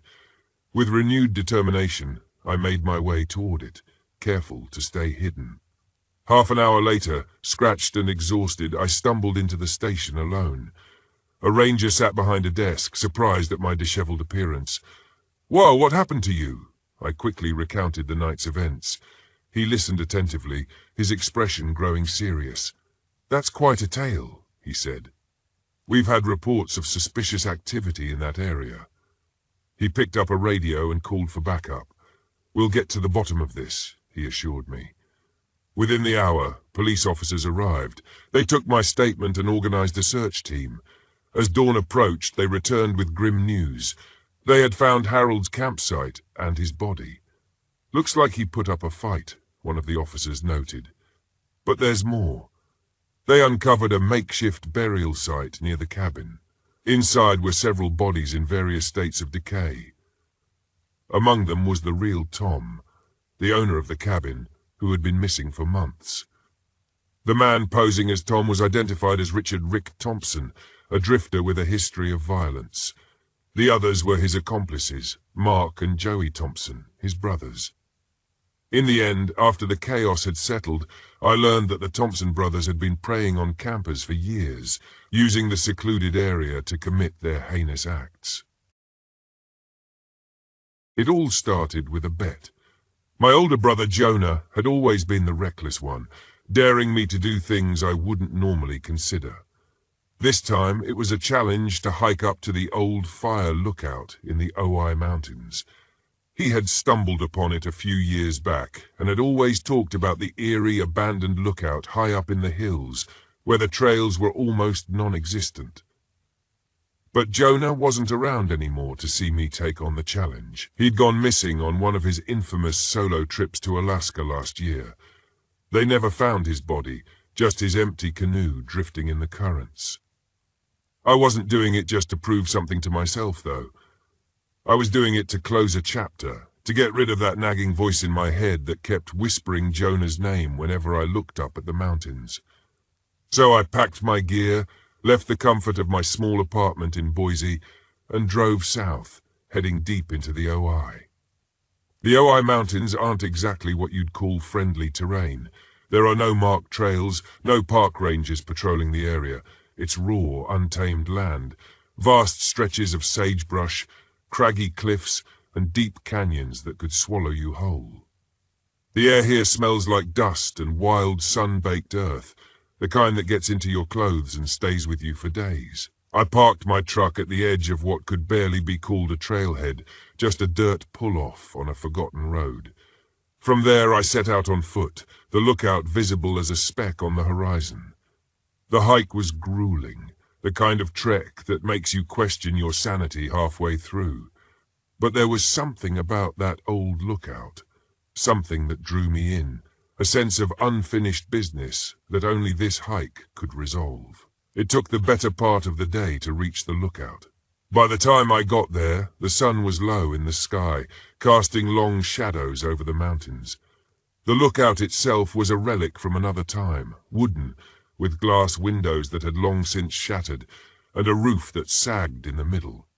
It sat perched on a rocky outcrop overlooking the vast emptiness of the Oi wilderness. Inside, the floorboards creaked under my weight, and I could see old, faded maps of the area pinned to the walls, along with a few rusted tools left behind by whoever had manned this place. As I stood there, catching my breath, I thought about Jonah. He would have loved this, the wildness of it all, the isolation. And yet there was something else too, something that made my skin crawl. Maybe it was the wind howling through the broken windows, or the fact that this place seemed untouched for decades, yet felt strangely lived in, like someone had just stepped out and would be back any minute. The feeling only grew stronger as night began to fall. I set up my camp just outside the lookout, not wanting to spend the night inside that decrepit structure. I built a small fire and cooked a quick meal, but the air had a weight to it that made the food taste like dust.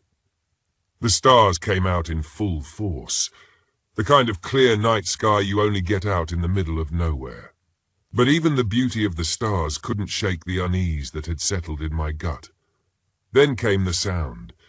At first it was just a whisper, like the wind moving through the sagebrush. But then it grew louder, a sort of low vibrating hum that seemed to come from everywhere and nowhere at once. I stood up, scanning the darkness, but there was nothing. Just the endless night and the occasional rustle of the wind. I told myself it was just the wind, that the mountains had a way of playing tricks on you when you were alone. But deep down I knew better. The hum wasn't natural. It was something else, something alive. I grabbed my flashlight and swept it around, but the light only pierced a few feet into the inky blackness. That's when I saw it. Just a glimpse at first. Something large moving between the trees, far off in the distance. I'd like to say I was brave, that I stood my ground and faced whatever it was. But the truth is, my legs started moving before I even realized it.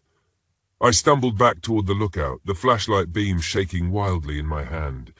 The hum grew louder, almost a low rumble now, and I could hear something crashing through the brush, heading straight for me. I bolted for the lookout, slamming the door behind me and throwing my weight against it.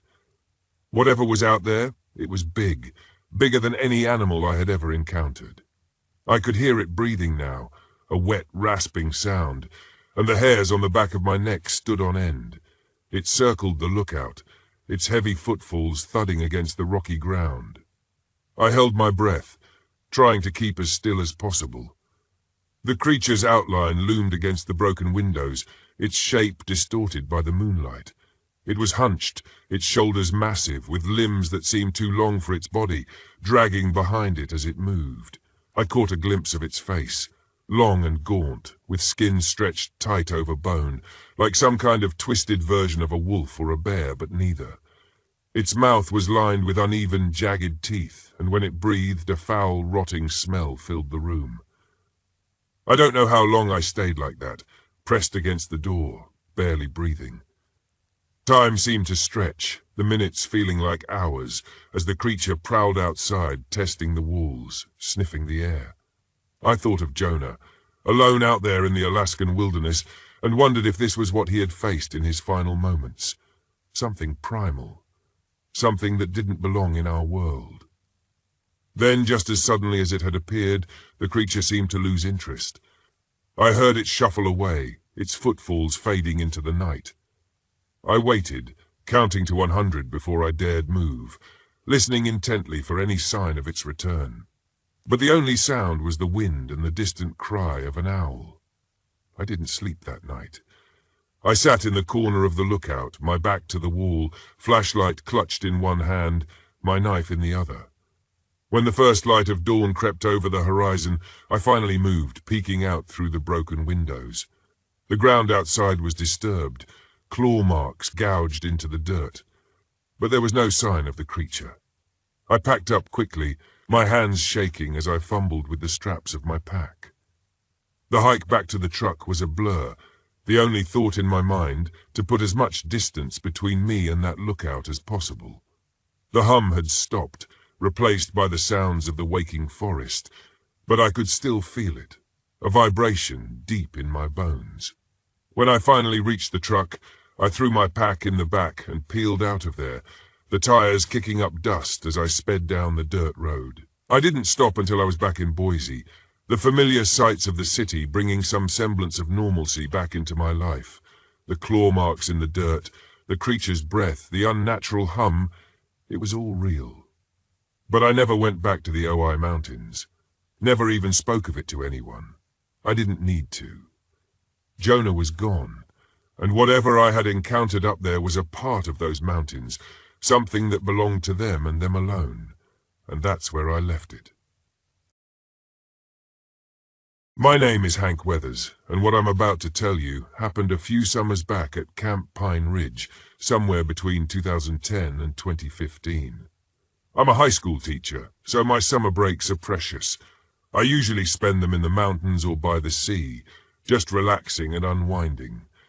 But that particular year, I decided to volunteer as a counselor at my old summer camp. Part nostalgia, part giving back, you know? I figured it would be a great way to recharge before the school year started again. Camp Pine Ridge is nestled in the foothills of the Appalachian Mountains, a good couple of hours from the nearest town. It's your typical summer camp with wooden cabins, a crystal-clear lake, and a mess hall that always smells like burnt toast and bacon grease. The kids are your usual mix of excited and homesick. And the counselors, mostly college kids, try their best to keep the energy high. It was a warm afternoon when things started to go south. I was in charge of a group of 12-year-old boys mostly, and we were prepping for the big overnight hike, something the kids looked forward to all week. My co-counselor Maria was bustling around, making sure everyone had their gear. She's a small-town girl with a heart of gold, and the kids loved her. "Hey, Hank, you got a minute?" Maria called out, waving me over. "Sure, what's up?" I replied, making my way across the mess hall. "We're missing a couple of sleeping bags. Can you check the storage shed for me?" "On it," I said, nodding. "Maybe the raccoons made off with them again." Maria laughed, shaking her head. "Let's hope not. Those things aren't cheap." I walked out, the late afternoon sun casting long shadows. The storage shed was a bit of a hike from the main camp area, down a narrow tree-lined path. As I approached, I noticed the door was slightly ajar, not a good sign.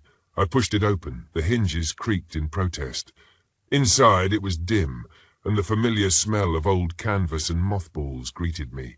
I rummaged around, checking the shelves and bins. I found the missing sleeping bag stuffed in a corner. As I was about to leave, something caught my eye in the far corner behind some old equipment. A small, leather-bound notebook. Curiosity got the better of me, and I picked it up. The pages were yellow with age, and the handwriting was neat and precise. It looked like journal entries dating back to the 70s.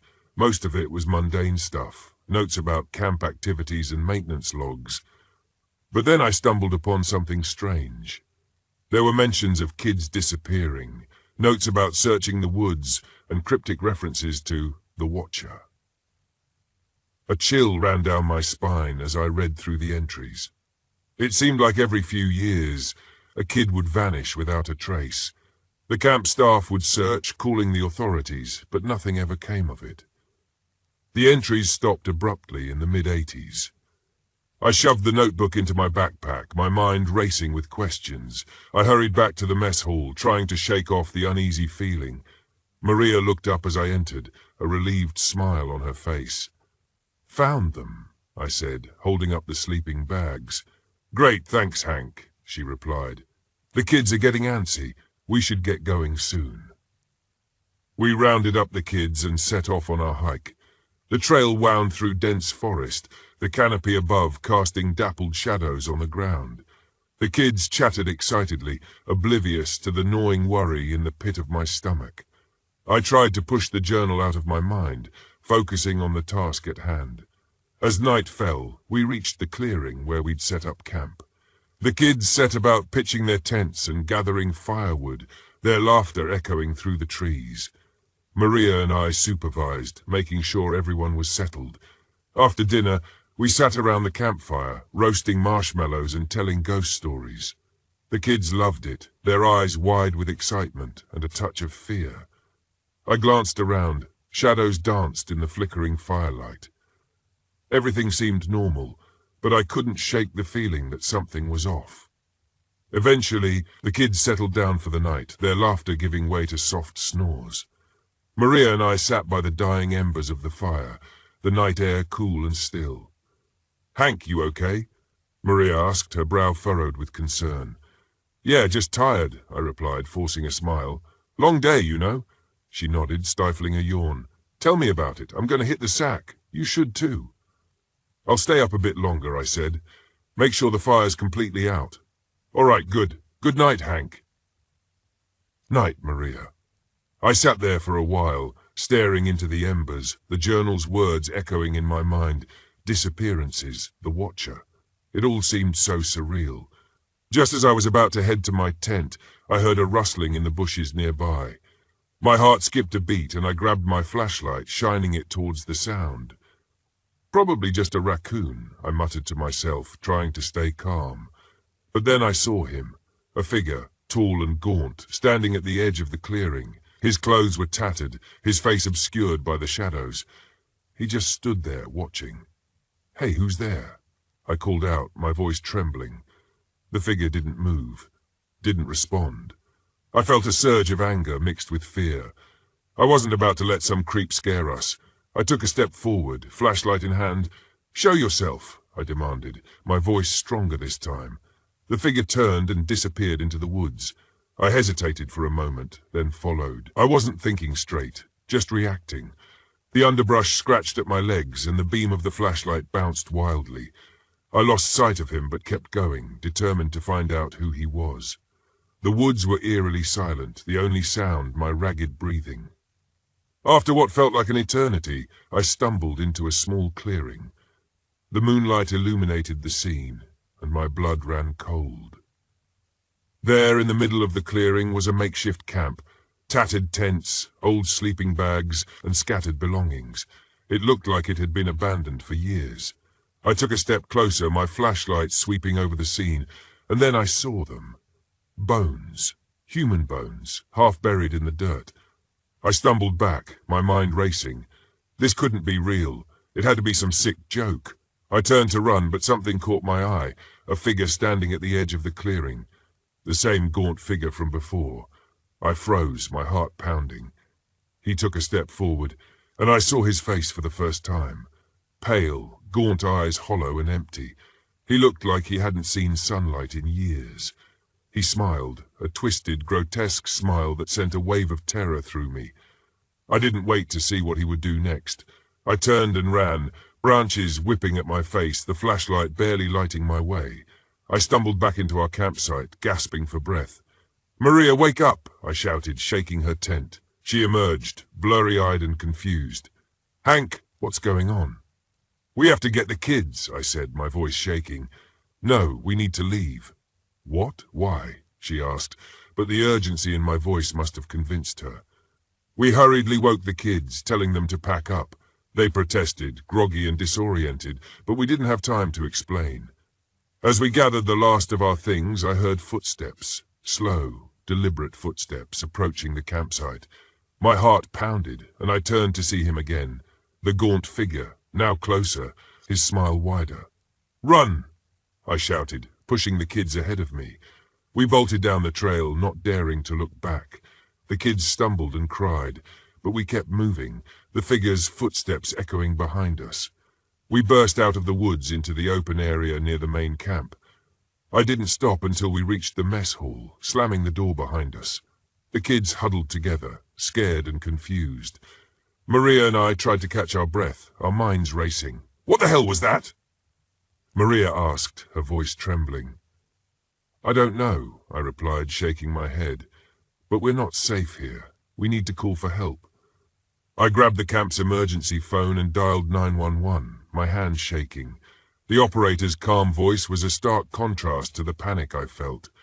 "911, what's your emergency?" "We're at Camp Pine Ridge," I said, trying to keep my voice steady. "There's someone out here stalking us. We need help." "Stay where you are," the operator replied. "Officers are on their way." We waited, the minutes stretching into what felt like hours. The kids were terrified. Maria did her best to comfort them. I kept an eye on the windows, half expecting the gaunt figure to appear at any moment. Finally, we heard sirens in the distance. A few minutes later, police cars pulled up outside the mess hall. Officers rushed in, their flashlights cutting through the darkness. "Everyone okay?" one of the officers asked. "Yes, but there's someone out there," I said, my voice shaking. "In the woods, we saw him." The officers exchanged glances, then nodded. "We'll check it out. Stay here and lock the doors." They headed into the woods, their flashlights bobbing in the darkness. We huddled together, waiting, the tension thick in the air. After what felt like an eternity, the officers returned, their faces grim. "We found an old campsite," one of them said, "and some bones. Looks like they've been there a while, but no sign of anyone else." I felt a chill run down my spine. The gaunt figure, the bones, the disappearances. It all seemed too real, too horrifying. The officers took our statements, promising to investigate further. They escorted us back to our cabins, making sure we were safe for the night. The next morning, the camp was abuzz with news of the previous night's events. The kids were scared, the counselors on edge. The camp director decided to cut the session short, sending everyone home early. It was a relief, but the unease lingered. A few weeks later, I got a call from the police. They'd investigated the old campsite, identifying the remains as those of several missing kids from the 70s and 80s. They also found the journal I had discovered, using it to piece together a chilling history of disappearances at the camp. But there was no sign of the gaunt figure. No clues as to who he was or where he came from. The police concluded that he was likely responsible for the disappearances, but without any concrete evidence, the case remained unsolved. I tried to move on, returning to my life as a teacher, but the memories of that night haunted me. I couldn't shake the image of the gaunt figure, his hollow eyes and twisted smile. I stopped going back to Camp Pine Ridge, the place that had once been a haven of childhood memories, now tainted by fear and darkness. Years passed, and life went on. But every now and then I'd catch a glimpse of something out of the corner of my eye, a shadow in the woods, a figure standing just beyond the edge of the light. and I'd remember that summer, the night that changed everything. The camp eventually closed down, the legend of the disappearances and the gaunt figure becoming local folklore. People would whisper about it, telling ghost stories around campfires, never knowing the full truth. But I knew. I lived it. And I know deep down that somewhere out there he's still watching. My name is Albert Gonzalez, and back in 2018 I took my RV up to Thunder Bay, Ontario, for what I thought would be a relaxing getaway. I've always been a fan of the open road, a bit of a nomad, I guess. After years of crunching numbers as an accountant, I figured I deserved a little adventure. Plus, my friends joked that my midlife crisis was overdue, so why not embrace it? I arrived at a secluded campground nestled by Lake Superior, the kind of place where your nearest neighbor is a curious squirrel eyeing your trail mix. The air was crisp, and the scent of pine was a welcome change from the city's exhaust fumes. I parked my RV, which I affectionately called the Beast, not because it was big or fast, but because parallel parking it was a monstrous task. After setting up camp, I decided to explore the area. I grabbed my hiking boots, a map, and a granola bar, because nothing says outdoorsman like processed oats and honey. As I walked through the dense forest, I couldn't help but feel a sense of peace. The rustling leaves and distant bird calls were a symphony compared to the office's incessant keyboard clacking. About an hour into my hike, I stumbled upon another campsite. It was deserted, but signs of recent activity were evident. A smouldering fire pit, a half-pitched tent, and a cooler left open with contents strewn about. Someone had a wild night, I mused. Maybe they were the type to start partying and forget the cleanup, a kindred spirit in that regard.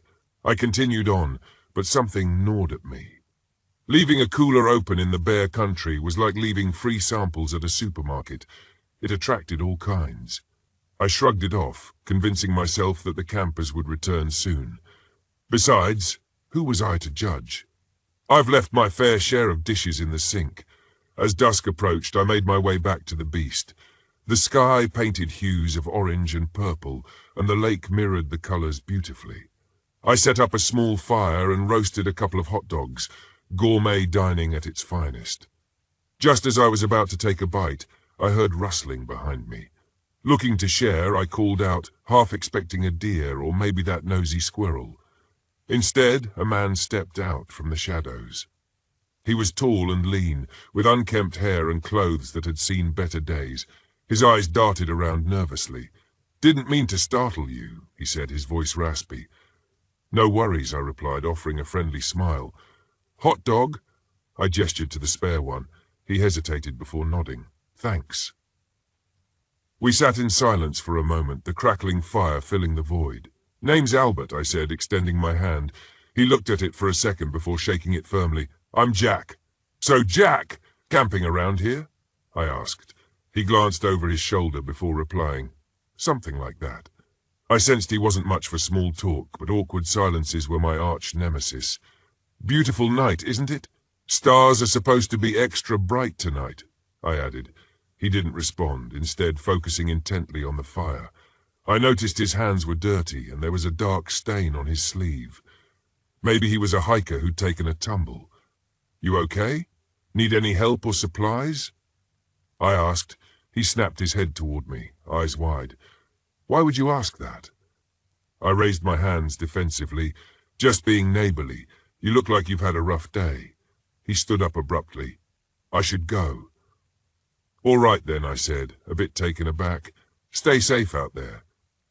Jack disappeared into the woods as suddenly as he'd appeared. I shrugged it off. People come to the wilderness for all sorts of reasons. Maybe he was searching for solitude like me, or perhaps he just didn't appreciate my hot dog recipe. The next morning, I decided to check out a nearby waterfall that the campground manager had recommended. On my way, I passed the same campsite from before. Curiosity got the better of me, and I approached it. The tent was still half-pitched, and the cooler remained open. This time, however, I noticed something I hadn't before. A torn piece of fabric caught on a branch, stained dark red. A chill ran down my spine. not the good kind you get from a cold beer on a hot day. Maybe it's paint, I whispered to myself, though I wasn't convinced. I took a photo with my phone, proof that I wasn't imagining things. Continuing to the waterfall seemed less appealing now, but I didn't want to jump to conclusions. Perhaps someone had an accident and went for help. I decided to head to the campground office to report what I found. As I made my way back, the forest seemed denser, the shadows longer. Every rustle made me hyper-aware of my surroundings. "Get a grip, Albert," I muttered. "You've watched one too many crime shows." Back at the office, I found the manager, an older gentleman named Pete, sipping coffee. "Morning, Pete," I greeted. "Morning, Albert. How's the camping treating you?" Great, I lied. "Hey, I came across a campsite that's been abandoned for at least a day. Looks like someone left in a hurry. Thought you should know." Pete frowned. "Whereabouts?" I described the location, and his frown deepened. "We don't have any registered campers in that area. Maybe they arrived late and plan to register today." He shook his head. "Possible, but unlikely. I'll go check it out." "Mind if I tag along?" I asked, not wanting to sit alone with my overactive imagination. "Sure thing." We drove in his utility vehicle, and I felt a bit more at ease with company. When we arrived, Pete examined the site carefully. "Doesn't look right," he mumbled. I showed him the torn fabric. "Found this earlier." He inspected it, his face growing stern. "Stay here," he instructed before I could protest. He ventured into the woods beyond the campsite. Minutes passed, each one stretching longer than the last. Finally he returned, his face pale. "We need to head back," he said briskly. "What's going on?" I pressed. He hesitated. "Found some disturbing signs. Looks like there might have been an attack." "An attack? By what? A bear?" I asked, my heart pounding. "Could be," he replied, not meeting my eyes. Back at the office, Pete radioed the local authorities. I overheard snippets, possible missing persons, evidence of struggle, needs immediate attention. I decided to return to my RV, feeling uneasy as I walked. I couldn't shake the feeling of being watched. The trees seemed to close in, and the forest was eerily quiet, as if holding its breath. "Get a grip, Albert," I muttered. "You've watched one too many crime shows." Reaching the beast, I locked the doors and drew the blinds. So much for a relaxing getaway, I sighed. To distract myself, I pulled out a book, a thriller about a detective hunting a serial killer. Maybe not the best choice, I chuckled, opting for a cheesy romance novel instead. Night fell and sleep eluded me. Around midnight, a faint knock echoed from the RV door. I froze. "Probably just the wind," I whispered. The knock came again, more insistent. Gathering my courage, I approached the door. "Who's there?" I called out. No response. I grabbed a flashlight and, against my better judgment, opened the door a crack. Darkness greeted me. "Hello?" A figure lurched forward, and I stumbled back. It was a woman, her face bruised, clothes torn. "Help me," she gasped before collapsing at my feet. "Oh my God!" I exclaimed, kneeling beside her. "What happened?" She clutched my arm with surprising strength. "He's coming," she whispered. "Who's coming?" Before she could answer, rustling sounded from the woods. Panic surged through me. I pulled her inside and locked the door. My hands shook. "Stay here," I instructed, though I had no idea what I was doing. I searched for my phone to call for help, but realized I had no signal. Of course, I muttered, great timing for technology to fail me. The woman was fading in and out of consciousness. I tended to her wounds as best I could using my limited first aid knowledge. "Hang in there," I urged. A loud thud shook the RV, and I nearly jumped out of my skin. Someone or something was outside. I braced myself, skillet in hand. "Time's up, Albert," he hissed. The door gave way and Jack lunged inside. His eyes were wild, and he brandished a hunting knife stained dark. I swung the skillet with all my might, connecting with his forearm. He yelped, dropping the knife. "You, little," he snarled. I didn't let him finish. I tackled him, channeling every football game I'd ever watched. We both tumbled out of the RV, hitting the ground hard. He recovered quickly, grappling with me. "You should have stayed down," he growled. "Sorry to disappoint," I retorted, struggling against his grip. Out of nowhere, Pete appeared, wielding a shotgun. "Freeze!"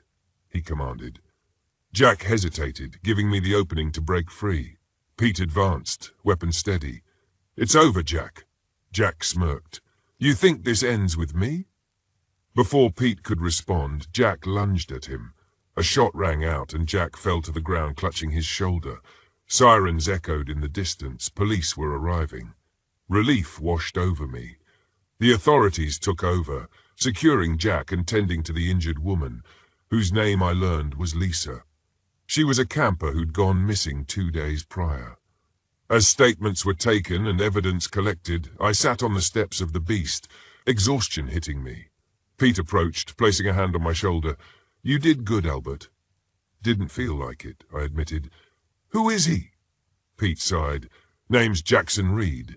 Wanted for multiple assaults across the province. We had reports he might be in the area, but nothing concrete." "Well, he's concrete now," I quipped, nodding toward the police car where Jackson sat, cut and scowling. Pete managed a small smile. "Guess so." In the final moments before the police left, I caught Jackson's gaze. His eyes were cold, devoid of remorse. But he was caught, and that was what mattered.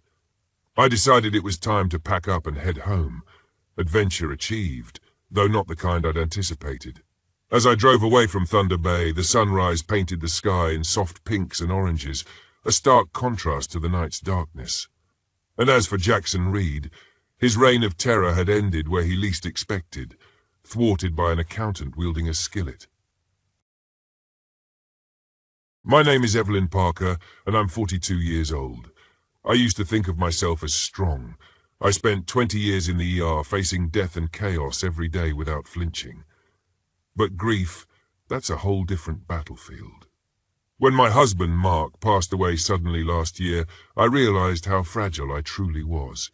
That's how I ended up here, traveling alone in my RV, trying to outrun a sorrow that feels like it's chasing me. This happened in late October. I'd been on the road for weeks, crisscrossing West Virginia, when I decided to stop at Cooper's Rock State Forest. The park was beautiful, even in the off-season. Cliffs overlooking the Cheat River Gorge, endless pines stretching into the horizon. I thought the solitude would help me clear my head, maybe even spark some peace. But it was the singing pines that caught my attention. I first heard about the grove at the visitor center. A ranger, an older man with a weathered face, handed me a map and said, "Stick to the main trails. Don't go wandering toward the singing pines." "Why not?" I asked, curious. He hesitated. "It's just bad luck is all. Folks hear things they shouldn't. Some don't come back." That should have been my first warning, but I'd never been one to shy away from a challenge. The campground was practically deserted when I arrived, which suited me fine. I parked my RV at a site near the edge of the forest, the closest I could get to the trails. It was quiet, too quiet. No birds, no rustling leaves, just the occasional groan of the wind through the trees. The first night was uneventful. I cooked a simple dinner on my portable stove and settled in with a book. The cold crept in faster than I expected, but my RV's heater held up. I went to bed early, hoping to wake refreshed for a hike the next day, but sleep didn't come easily. I kept hearing faint noises outside, whispers almost, though I told myself it was just the wind. At some point, I must have drifted off because I dreamed of Mark. In the dream, he stood among the trees, wearing the same flannel shirt he'd had on the day we met. His smile was warm, familiar. "Evelyn," he said, reaching out to me. "You found me." I woke up with tears on my cheeks. The clock read 3:47 a.m. The RV felt colder than it should, the heater struggling against the chill outside. The night was impossibly dark. The next morning I decided to hike toward the singing pines. Rangers' warning be damned. The trail was rugged but manageable, winding through a dense forest of towering evergreens. The air was crisp, and for the first time in months I felt a flicker of something like hope. The grove wasn't marked on the map, but it wasn't hard to find. As I drew closer, the trees grew taller and thicker, their branches arching overhead like a cathedral. That's when I heard it, the hum. It was faint at first, a low melodic vibration carried on the wind. It didn't sound like birds or insects. It was almost human, like a choir singing in perfect harmony. The sound was hauntingly beautiful, but it made my skin crawl. I pushed on, curiosity overriding caution. The hum grew louder, more distinct, until I stepped into a small clearing, the grove. The pines stood in a perfect circle, their trunks unnaturally straight. At the center was a large, moss-covered stone. The hum stopped the moment I entered. The sudden silence was deafening. I stood frozen, unsure what to do next. That's when I saw the carvings. The bark of each tree was etched with symbols, spirals, runes, and crude shapes that looked almost human. They didn't seem random. They felt deliberate, like a warning. I told myself I was being silly and turned back toward the trail. But as I walked away, I felt it. A presence. Something was watching me. That night the hum returned. It wasn't outside this time. It was inside my RV, faint, almost imperceptible, but there. I tried to ignore it, wrapping myself in a blanket and focusing on the fire I'd built in the portable stove. But then the whispers started. Evelyn. I froze. The voice was soft, familiar, Mark's voice. Evelyn, I'm here. My heart raced as I scanned the RV, but it was empty. The voice came again, this time from outside. Come to me. I grabbed my flashlight and threw open the door. The cold night air hit me like a slap. The forest was pitch black, the trees silhouetted against the moonlight. I shone the beam of my flashlight toward the grove. That's when I saw him, Mark, standing just inside the circle of pines. His face was pale but smiling. He was beckoning to me. Evelyn, don't be afraid. My legs moved before I could stop them. I stumbled toward the grove, the flashlight shaking in my hand. But as I crossed into the clearing, something shifted. Mark's face changed. The smile widened unnaturally, stretching ear to ear. His eyes darkened, becoming empty black pits. The hum grew louder, almost deafening, as the air around me turned icy. I froze, my body screaming at me to run. You're not him, I whispered, my voice trembling. The figure tilted its head, that grotesque smile never wavering. But I could be, it said, its voice layered with Mark's and something else, something ancient and cruel. I don't know how I made it back to the RV.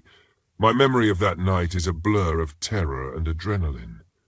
When I finally locked the door behind me, I collapsed on the floor, shaking uncontrollably. I didn't sleep. Instead, I researched. The visitor center had mentioned local legends, and I started piecing them together. The grove had a dark history tied to a young woman named Clara Abbott in the 1800s. She'd been accused of witchcraft after several children went missing.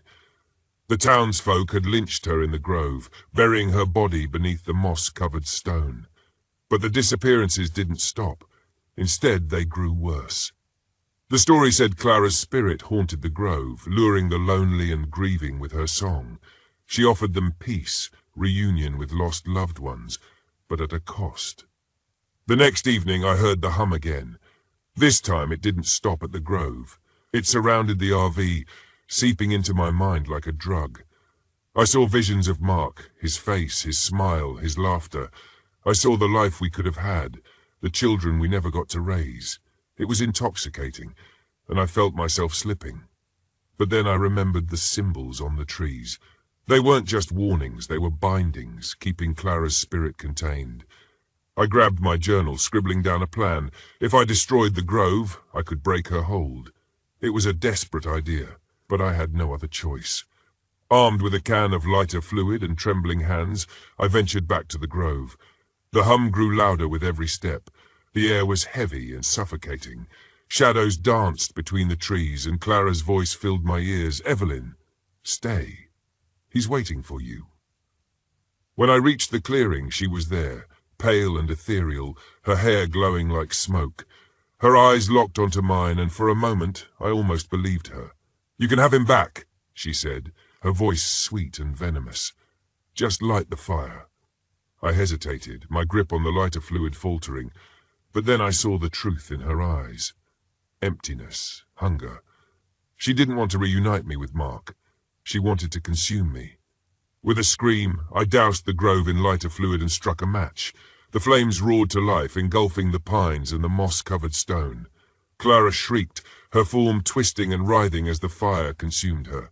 and then silence. By morning, the grove was nothing but ash. The hum was gone, and the forest felt lighter, but I knew I couldn't stay. I packed up the RV and drove away, the charred remains of the singing pines disappearing in my rearview mirror. Even now I can still hear the faint echo of the hum in my dreams. But I survived, and for now, that's enough. They say you don't know what you're made of until you're staring down death. I always thought that was a load of crap. That was until last night, when everything I believed about myself and the world around me was turned inside out.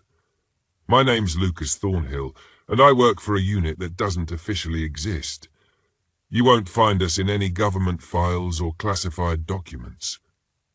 We're the ones who get called in when the things that go bump in the night start leaving bodies behind. I've been with the cryptid suppression unit for about a decade, though time kind of loses meaning in this line of work. Let's just say I've seen things that would make the bravest souls lose their minds, but nothing prepared me for Deer Ridge. Deer Ridge is a small town in upstate New York, tucked away in the Adirondack Mountains. It's the kind of place where everyone knows each other, where the biggest news of the week might be someone's cow giving birth to twins. But something was wrong in Deer Ridge. The locals started disappearing. First a hiker, then a couple of teenagers, and finally a whole family was found torn apart in their cabin. The police blamed it on a bear. We knew better. When the call came through, I was already on edge. My last mission hadn't gone smoothly, and I'd been feeling a sense of impending doom ever since. Maybe it was intuition, or maybe I'd just seen too much, but this time it felt different. The reports were more gruesome, the disappearances more frequent, and the survivors, those who had seen whatever was out there, were left raving, their minds shattered beyond repair. I arrived in Deer Ridge under the cover of night, which in retrospect was a mistake. The darkness in the mountains isn't like anywhere else. It's thick, suffocating, as if the shadows themselves are alive, watching. I met up with my partner Brian O'Connor, a grizzled veteran who'd been with the unit even longer than I had. Brian didn't say much. He never did. But when he spoke, you listened. We geared up in silence, the only sounds being the rustle of our equipment and the distant calls of nocturnal animals. We headed into the woods where the last disappearance had been reported. The cabin where the family had been slaughtered was only a mile in, but it felt like we were walking into the heart of something ancient, something that didn't belong in this world. The air was heavy, almost electric, and the further we went, the quieter the forest became. It was as if every living creature had fled, leaving us to face whatever horror awaited. When we reached the cabin, I felt the first real pang of fear. The place was a wreck, blood smeared across the walls, furniture overturned, and claw marks that were far too deep to be made by any known animal. Brian was the first to speak. "This ain't a bear," he muttered, his voice low and steady, but I could hear the tension in it. We began searching the area, moving in a tight circle around the cabin. It didn't take long before we found something. A footprint, if you could call it that. It was unlike anything I'd ever seen, almost reptilian, with 3 long, talon-like toes. Brian knelt beside it, his face grim. "Looks like we're dealing with a big one," he said. I nodded, my hand instinctively moving to the handle of my weapon. Whatever this thing was, it was hunting, and it was close. We continued our search, moving deeper into the woods, our senses on high alert. The deeper we went, the more signs we found. Broken branches, disturbed earth, and a stench that grew stronger with each step. It was a foul odor, a mix of rot and something else. Something I couldn't quite place, but which set my nerves on edge. Suddenly, Brian stopped dead in his tracks, raising a hand to signal me to halt. I followed his gaze and saw it, just beyond the trees, a hulking shape barely visible in the moonlight. It was massive, easily 8 feet tall, with a body covered in matted fur and patches of scales. Its head was elongated, almost crocodilian, with a mouth full of jagged teeth. But what struck me most were its eyes, void of any emotion, just pure primal hunger. Before I could react, it moved, faster than anything that size should be able to. It lunged at us, and I barely had time to dive out of the way. I heard Brian fire off a shot, followed by a guttural snarl that echoed through the trees. The thing turned its attention to me, its eyes locking onto mine.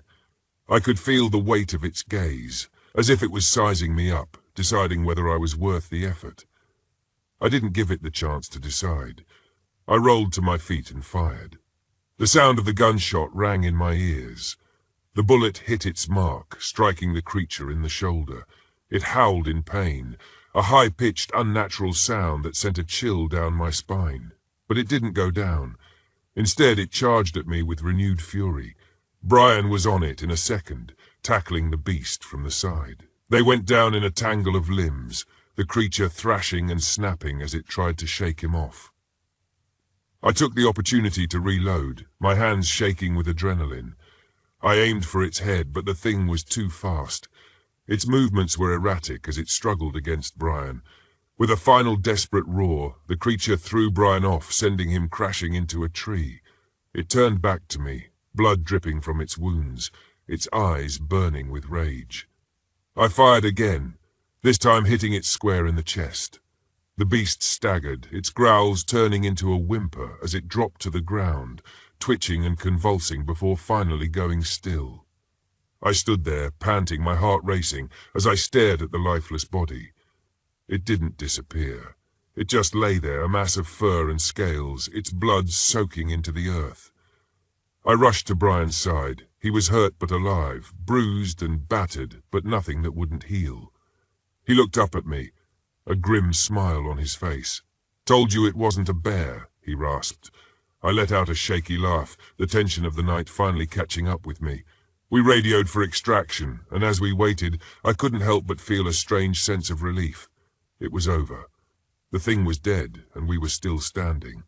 The cleanup crew arrived within the hour, and the body was taken away, every inch of the scene documented and secured. By dawn, there would be no trace of what had happened, just another empty cabin in the woods, another mystery for the locals to whisper about. As we were airlifted out of Deer Ridge, I looked down at the forest below, the sun just beginning to rise over the mountains. The creature was gone, but the memory of those lifeless eyes stayed with me. I knew there were more out there, hidden in the shadows, waiting for the next unlucky soul to cross their path. But that was someone else's problem now. Brian nudged me with his elbow, breaking me out of my thoughts. "Hey, at least we'll have a good story to tell the rookies," he said with a grin. I smirked back. "Yeah, something like that." The helicopter flew on, taking us back to where we belong, away from the darkness, away from Deer Ridge. And just like that, it was over. My name is Jack Logan, and I'm 39 years old. This happened last fall in October, when the leaves were fiery red and gold, and the air had just begun to carry that sharp, cold edge. I'd parked my RV at Echo Bluff State Park in Missouri, looking for solitude and a break from the noise of the world. I didn't expect to find the kind of silence that could swallow a man whole. The first thing that struck me about the place was its beauty. The limestone bluffs towered over the shimmering current river, and the forest seemed to stretch forever, untouched and ancient. It was the kind of place that could make you believe in something bigger than yourself, something powerful and indifferent. I parked in a secluded campsite near the edge of the bluff, far enough from the other campers to feel like I had the place to myself. That was the way I liked it. After years in the army and too much time surrounded by chaos, I craved isolation. But even as I set up camp, something about the place felt off. Near the edge of the bluff was an old wooden swing set. The wood was weathered, the ropes frayed, and it looked like it hadn't been used in decades. Yet as I unpacked my gear, I noticed one of the swings moving, just a gentle sway, as if caught by the breeze. Except there was no wind. I shook it off, telling myself it was nothing. Maybe it was nothing. The next day I hiked to the river to fish, hoping to catch my dinner. The air was crisp and the sound of the water rushing over the rocks was soothing. That's when I met her, Bethany Cole, the park host. She was young, maybe mid-20s, with an easy smile and a clipboard in hand. "Good morning," she said cheerfully. "How's the camping going?" "Fine," I said, keeping it short. She glanced toward the bluff. "You're parked near the swing set, aren't you?" "Yeah, why?" Her smile faltered. "Some folks say it's haunted. Locals call it the widow's swing. They say she's still out there, looking for her kids." I raised an eyebrow. "A ghost story? Really?" Bethany shrugged. "Just thought you should know. Strange things happen around here." I wanted to laugh it off, but her words stuck with me. That night I sat by the campfire, listening to the crackle of the flames and the occasional hoot of an owl. I should have felt at peace, but I didn't. The swing set was just barely visible in the firelight, and every so often I thought I saw one of the swings move. Around midnight I crawled into the RV, exhausted from the day's hike. I fell asleep quickly, but woke up a few hours later to a sound I couldn't place, like children laughing. I sat up, my heart pounding. The sound was faint, drifting through the still night air. "Hello?" I called out, stepping outside. The laughter stopped. The swing set was perfectly still. But as I turned to go back inside, I noticed something that made my blood run cold. Small, muddy footprints leading from the swing set to my RV. They looked like a child's, but they ended abruptly at my door. The next morning, I decided to hike deeper into the park. Maybe I was imagining things. Too much isolation can mess with your head. On the trail, I met an older man, thin, wiry, with a face like weathered leather. He didn't say much, just nodded as we passed each other. "Beautiful day," I said, trying to be polite. He stopped and looked at me, his eyes sharp and unnerving. "You seen them yet?" "Seen who?" "The children. They like to play near the bluff. But be careful, they're not just playing." Before I could ask what he meant, he walked away, disappearing into the trees. That night the laughter returned, louder this time. It was joined by the creaking sound of the swings moving. I grabbed my flashlight and stepped outside, the beam cutting through the darkness. At the edge of the bluff I saw her. She was standing by the swing set, a woman in a tattered black dress, her long hair obscuring her face. Her body swayed slightly, as if she were caught in a slow, mournful dance. "Who's there?" I called out, but she didn't respond. I stepped closer and she lifted her head. Her eyes were hollow, black pits, and her mouth twisted into a scream that I couldn't hear but could feel deep in my chest. The swing beside her creaked violently, as if an invisible child were kicking it into motion. I stumbled back, my flashlight flickering. When I looked again, she was gone. By the fourth night, I was exhausted, my nerves frayed. The laughter and creaking had become relentless, and the small footprints kept appearing around my RV, always leading toward the bluff. That night, the fog rolled in thick and heavy, muffling every sound. The laughter stopped, replaced by whispers. "Jack." It was my name, carried on the wind. The voice was soft, almost pleading. I grabbed my knife and headed to the swing set. If this was some kind of prank, I was going to put an end to it. As I approached, the fog parted and I saw them, 3 children sitting on the swings, their faces pale and unnaturally still. Behind them stood the woman, her hollow eyes fixed on me. "You left them," she said, her voice like nails on glass. "You left them to die." My chest tightened. She was wrong. She didn't know me. "I didn't," I started, but the children began to move toward me, their laughter turning into shrill, echoing cries. I stumbled back, tripping over a small object. It was a locket, tarnished and old, the clasp rusted shut. The woman's gaze fell on the locket, and her expression shifted from rage to sorrow. "Help us," she whispered. I understood then. She wasn't angry, she was grieving, trapped in her pain. I opened the locket and saw a tiny photograph inside. A young woman and 3 children smiling together. I placed the locket on the swing and whispered a prayer for peace, my voice shaking. The wind picked up, carrying away the fog. The woman and the children faded into the night, their forms dissolving like smoke. The next morning I packed up and left Echo Bluff, unable to stay another night. I left the locket at the park office, hoping it would stay with someone who understood its importance. Even now, I can still hear the laughter in my dreams, but it's softer now, more like echoes of a memory than the cries of the damned. Some wounds never fully heal, but maybe, just maybe, they can find a little peace. I've always found solace in solitude. It's why I took this trip in the first place. Just me, my RV, and the open road. After months of sleepless nights and a marriage that felt like it was unraveling by the day, I needed to get away. Mohan State Park seemed perfect. Remote, quiet, beautiful. A place where I could clear my head, reset, and figure out how to piece my life back together. I parked my RV near Hollow Creek Trail, far from the more popular campsites. As I set up camp, I noticed the silence. No birds, no wind, just an oppressive stillness that felt heavy against my chest. I chalked it up to being out in nature alone. It wasn't eerie, it was peaceful, I told myself, exactly what I needed. The first night was uneventful. I made a small fire, cooked some food, and let the silence settle over me. But when I crawled into bed, my thoughts grew louder. Anna's face floated in my mind, her eyes filled with frustration during our last argument. "You're so good at shutting everyone out," she'd said, tears streaming down her face. "It's like you want to be alone." I'd snapped back, defensive and cruel. Maybe I do. I hadn't spoken to her since. The guilt gnawed at me, but I forced it down. I was here to move on, not to dwell. But even as I drifted into sleep, I thought I heard footsteps crunching outside the RV. I told myself it was nothing, just the wind. Except there was no wind.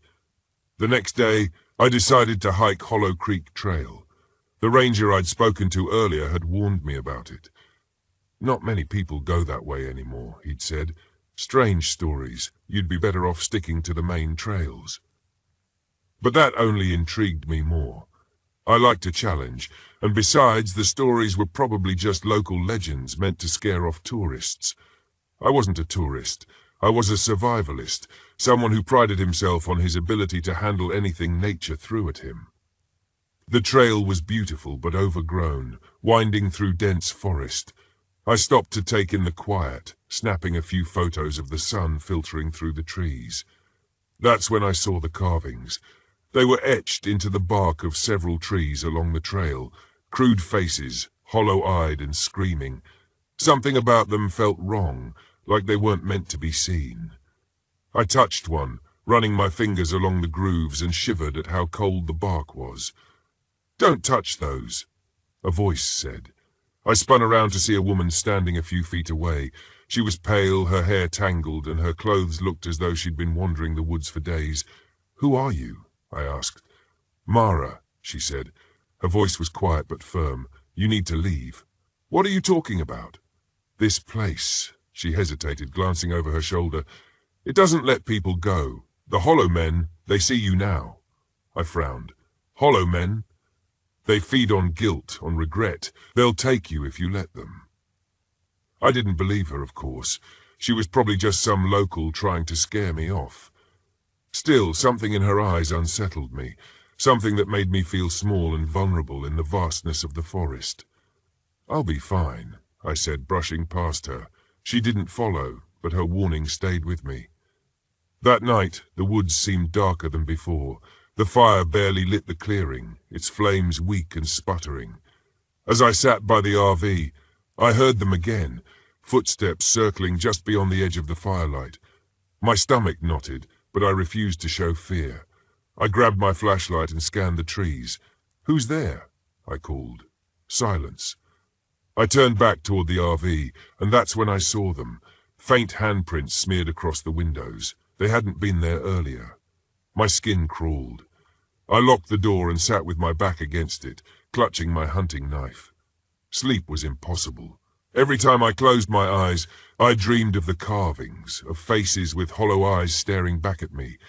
And always I heard whispers, low, guttural voices calling my name. The next morning, I decided to confront whatever was out there.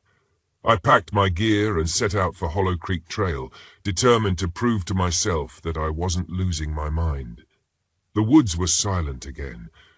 The kind of silence that presses against your ears and makes you feel like you're the only person in the world. The carvings were still there, more vivid than before. As I stared at them, I heard Mara's voice behind me. "You shouldn't have come back." I turned to see her standing in the middle of the trail, her face pale and drawn. "What's going on here?" I demanded. "Who are you, really?" "I tried to warn you," she said, "but it's too late now. They've marked you." "Who?" My voice rose, anger masking the fear gnawing at me. She pointed past me. I turned and froze. The hollow men were there, standing in the shadows between the trees. They were tall and gaunt, their faces smooth and featureless. They didn't move, but their presence was suffocating. The air grew cold, and a faint smell of decay filled my nostrils. "They'll take you," Mara whispered, "unless you let go." "Let go of what?" "Your guilt," she said. "It's what they feed on. It's why they're here." I wanted to laugh, to tell her she was crazy, but the hollow men stepped closer, and my body refused to move. I heard Anna's voice then, clear as day. "You did this to us." The words cut through me like a blade. The memories I'd tried so hard to bury came rushing back, the nights I'd ignored her, the arguments I'd started, the pain I'd caused. I felt it all at once, and the weight of it brought me to my knees. The hollow men surrounded me, their hollow faces inches from mine. I felt their cold breath against my skin, heard the low hum of their whispers. Mara's voice broke through the noise.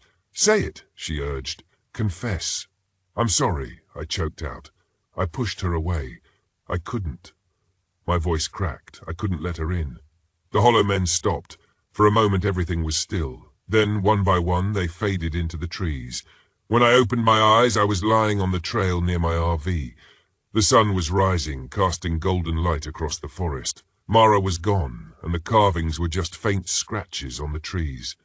I packed up and left without looking back. The drive home was quiet, the weight in my chest lighter than it had been in years. I wasn't sure if I'd escaped the curse, or if it had given me a second chance. Months later, I returned to Hollow Creek. I needed closure, to see if the carvings were still there. The trail was overgrown, as though no one had walked it in years, but the trees still bore the faint outlines of hollow faces, and the air was heavy with silence. As I traced one of the carvings, I heard a voice, a whisper, low and familiar. That day the forest felt alive around me, and I realized I would never truly leave. I once heard that nothing good ever happens after midnight, but I never truly believed it until that night. It all started when my friend Alex and I decided to take a spontaneous road trip to clear our heads. We both had a lot going on, and the idea of hitting the open road seemed like the perfect escape. My name is Max, and I'm a guy who thrives on adventure. I've always been the type to take the road less traveled, sometimes to my detriment. Alex, on the other hand, is a planner, the kind of guy who likes to know exactly where he's going and how he's getting there. We couldn't be more different, but that's what made our friendship work. Our destination was a small town in Oregon, a place neither of us had ever been to, but had heard great things about. We set off from San Francisco, and everything was smooth sailing until we hit the forests of Northern California. That's when things started to get weird. It was about 11 p.m. when we realized we had taken a wrong turn. Our GPS had lost signal, and the road we were on wasn't on any map we had. The trees seemed to close in on us as we drove further into the unknown. The canopy above blocked out most of the moonlight, making the darkness feel almost tangible. "Max, this doesn't feel right," Alex said, his voice tinged with unease. "Relax, man. We'll find our way back. It's just a detour," I replied, trying to keep the mood light. But as the minutes ticked by, my confidence began to wane. We hadn't seen another car or any sign of civilization for what felt like hours. The road became narrower and rougher, and the forest seemed to grow denser. Just when we thought we might have to turn back, we saw a faint light through the trees. It was coming from a cabin, old and dilapidated but still standing. We decided to check it out, hoping to get some directions or at least figure out where we were. We parked the car a little way off and walked toward the cabin. The air was thick with the smell of damp earth and rotting wood. As we approached, we noticed the door was slightly ajar, and the light inside flickered like an old oil lamp. "Hello? Is anyone here?" I called out, pushing the door open a bit more. No response. The place looked abandoned, with dust covering every surface and cobwebs hanging from the corners.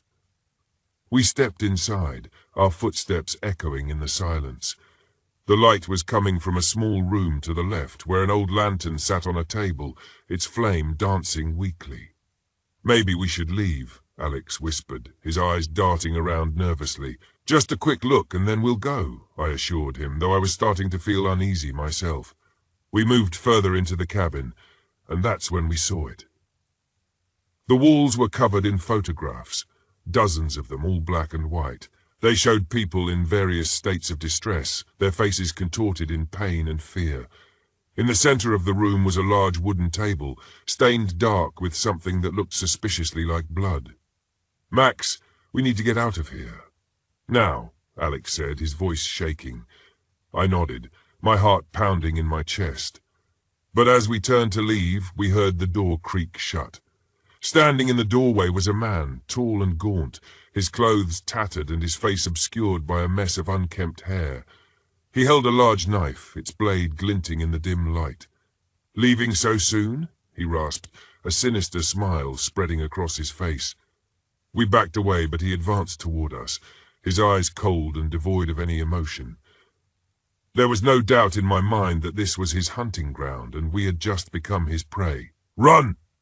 I shouted, grabbing Alex's arm and pulling him toward the back of the cabin. We burst through a back door and into the dense forest, our breath coming in ragged gasps. We could hear the man crashing through the underbrush behind us, getting closer with every step. Panic fueled our movements as we sprinted through the darkness, branches whipping at our faces and snagging our clothes. We stumbled into a small clearing and saw another figure standing there. A woman this time, equally disheveled and holding an axe. We were surrounded. "Please, we just want to leave," Alex begged, his voice trembling. The woman tilted her head, a cruel smile playing on her lips. "You're not going anywhere." They closed in on us, and I knew we had no choice but to fight. I grabbed a fallen branch and swung it at the man, catching him off guard and knocking the knife from his hand.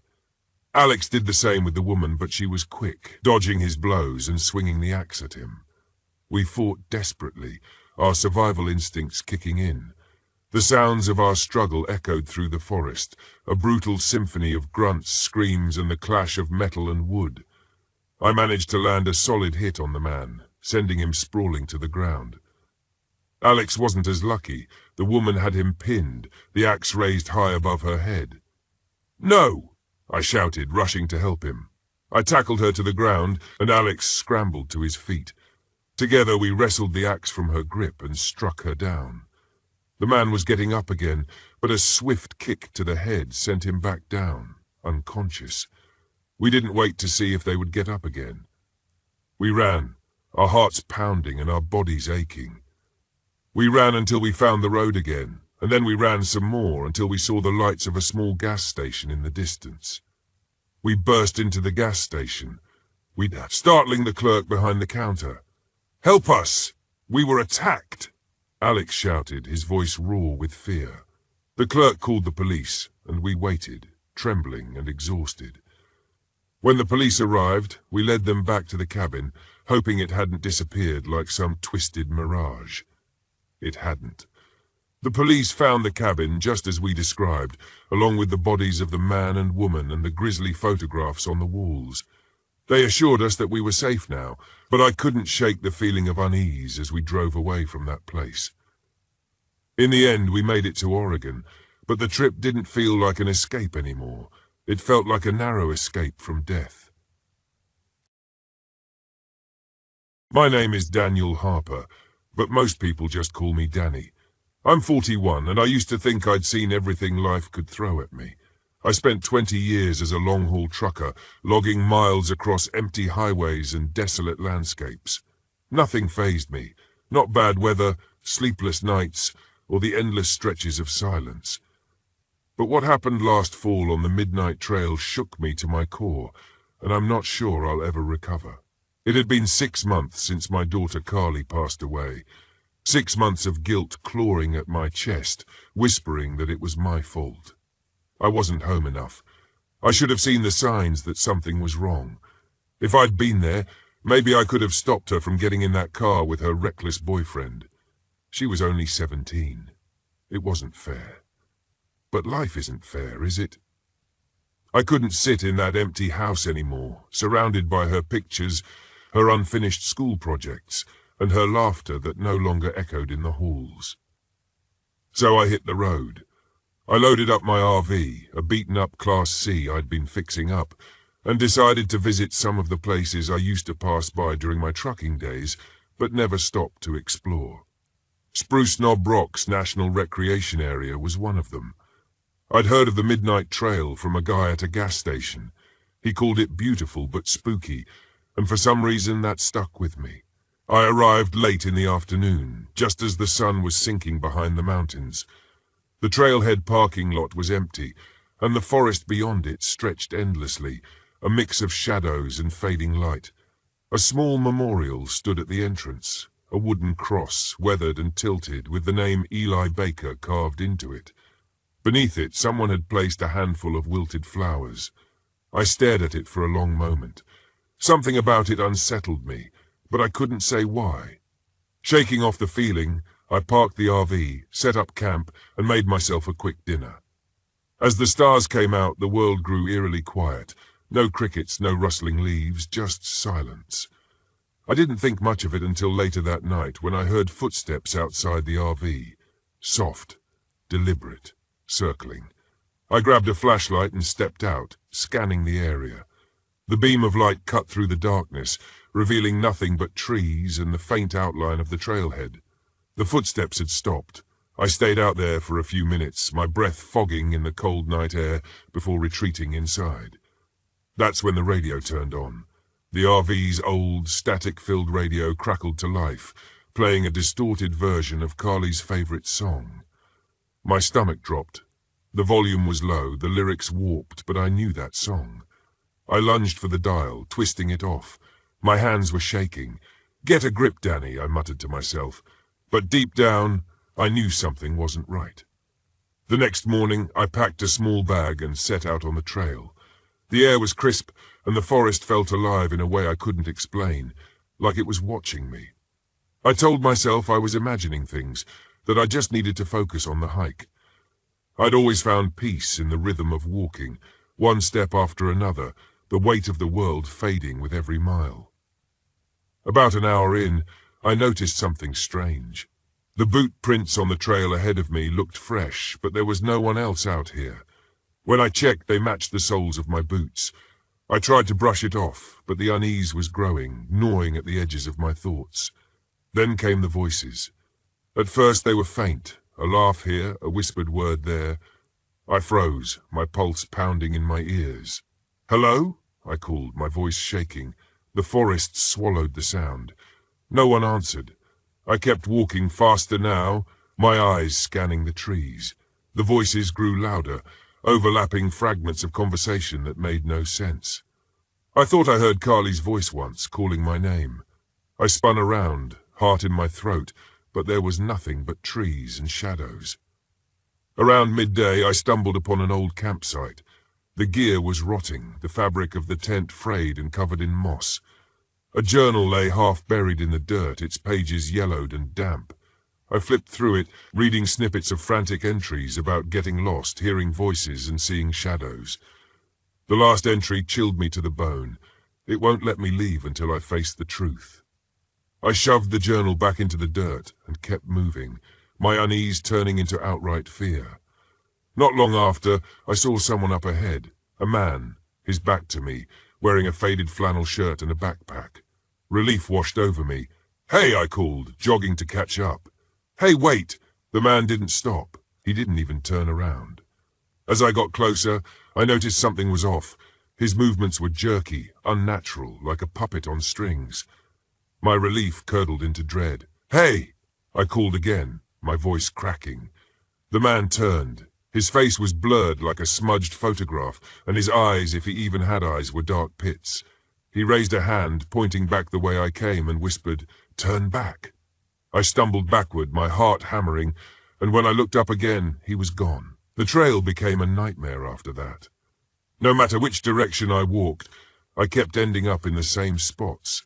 The old campsite, a distinctive boulder with moss growing in the shape of a handprint, the trailhead itself. It was like the forest was looping, trapping me in its maze.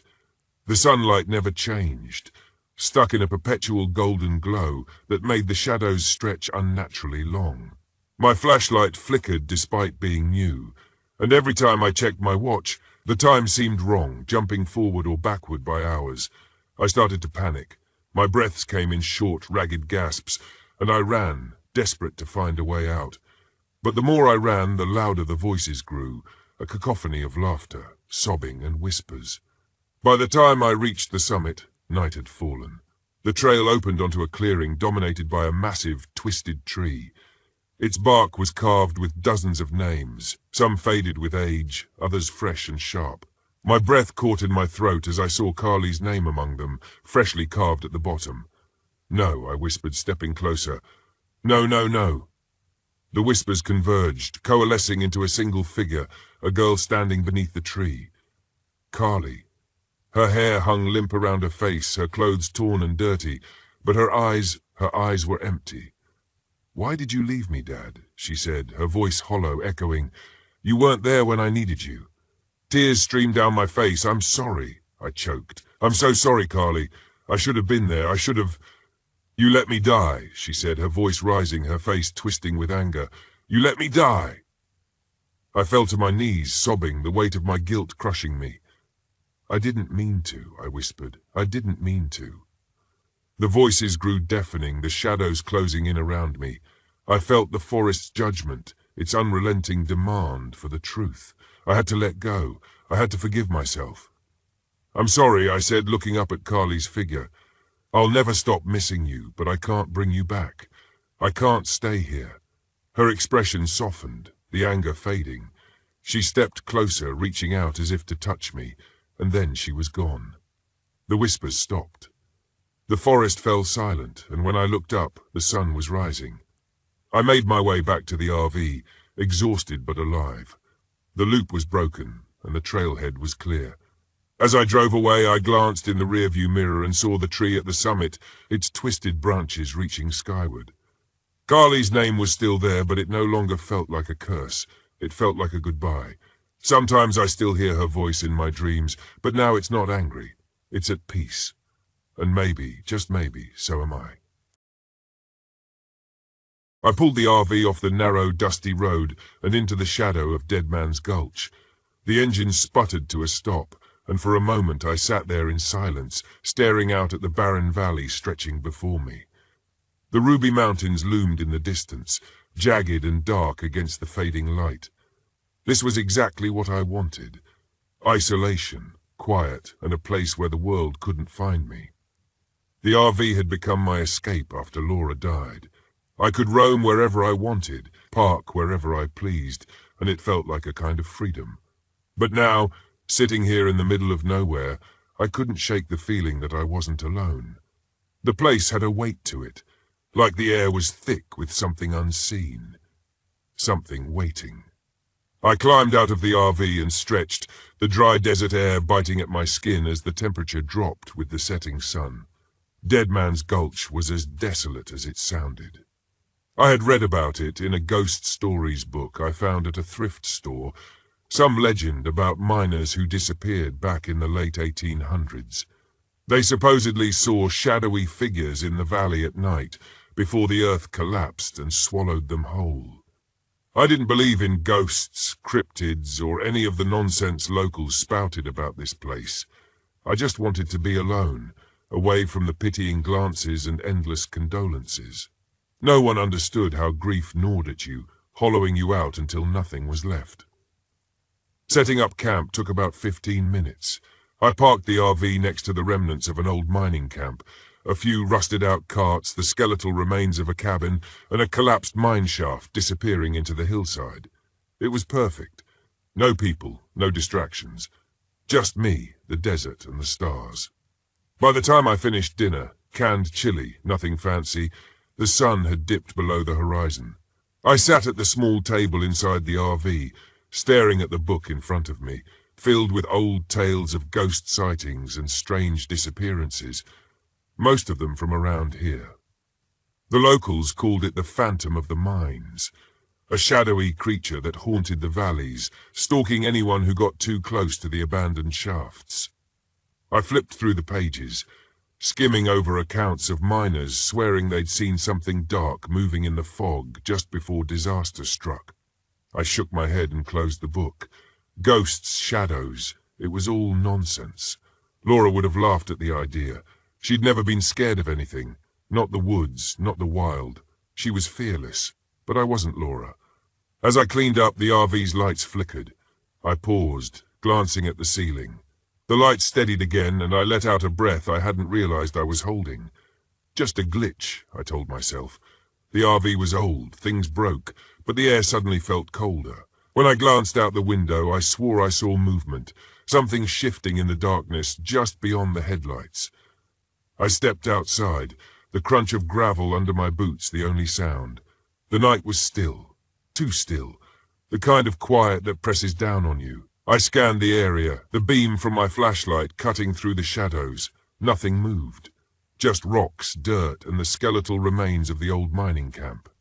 Then I heard it. Faint, like the sound of gravel shifting underfoot. The hairs on the back of my neck stood up. I swung the flashlight toward the sound, but there was nothing there. "Get a grip, Jake," I muttered. "It's just the wind." I turned back toward the RV, ready to call it a night, until I saw them.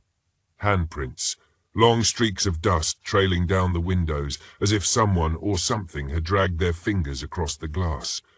My heart skipped a beat. I was alone. I knew that. No one had passed me on the road for hours. No one was out here. At least, no one should have been. I hurried inside, locking the door behind me. The RV felt smaller now, the walls pressing in as the wind outside picked up, howling through the narrow canyon.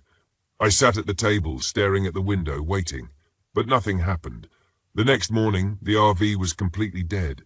No power, no lights, no water pump, nothing. I checked the battery. It was completely drained. It didn't make sense.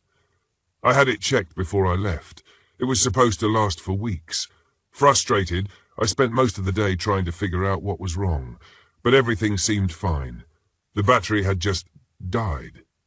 By late afternoon, I gave up. I was stuck here for the night. I cursed under my breath, but deep down I knew this wasn't just bad luck. I decided to go for a walk, maybe clear my head. The old mine shaft loomed in the distance, and I made my way toward it. The ground was hard and cracked, littered with strange, deep marks crisscrossing the dirt. They looked like they'd been dragged by something large, too large. At the mine's entrance, the air was cooler, thick with the smell of dust and rot. The opening had collapsed years ago, the rocks jagged and sharp. But there, in the dirt, were more of those strange marks, long, deep gouges, like something had been clawing its way out. I backed away, chest tightening. It was just a mine, just old rocks and dirt. But as I turned to leave, I caught something in the corner of my eye, a shadow moving at the edge of the rocks.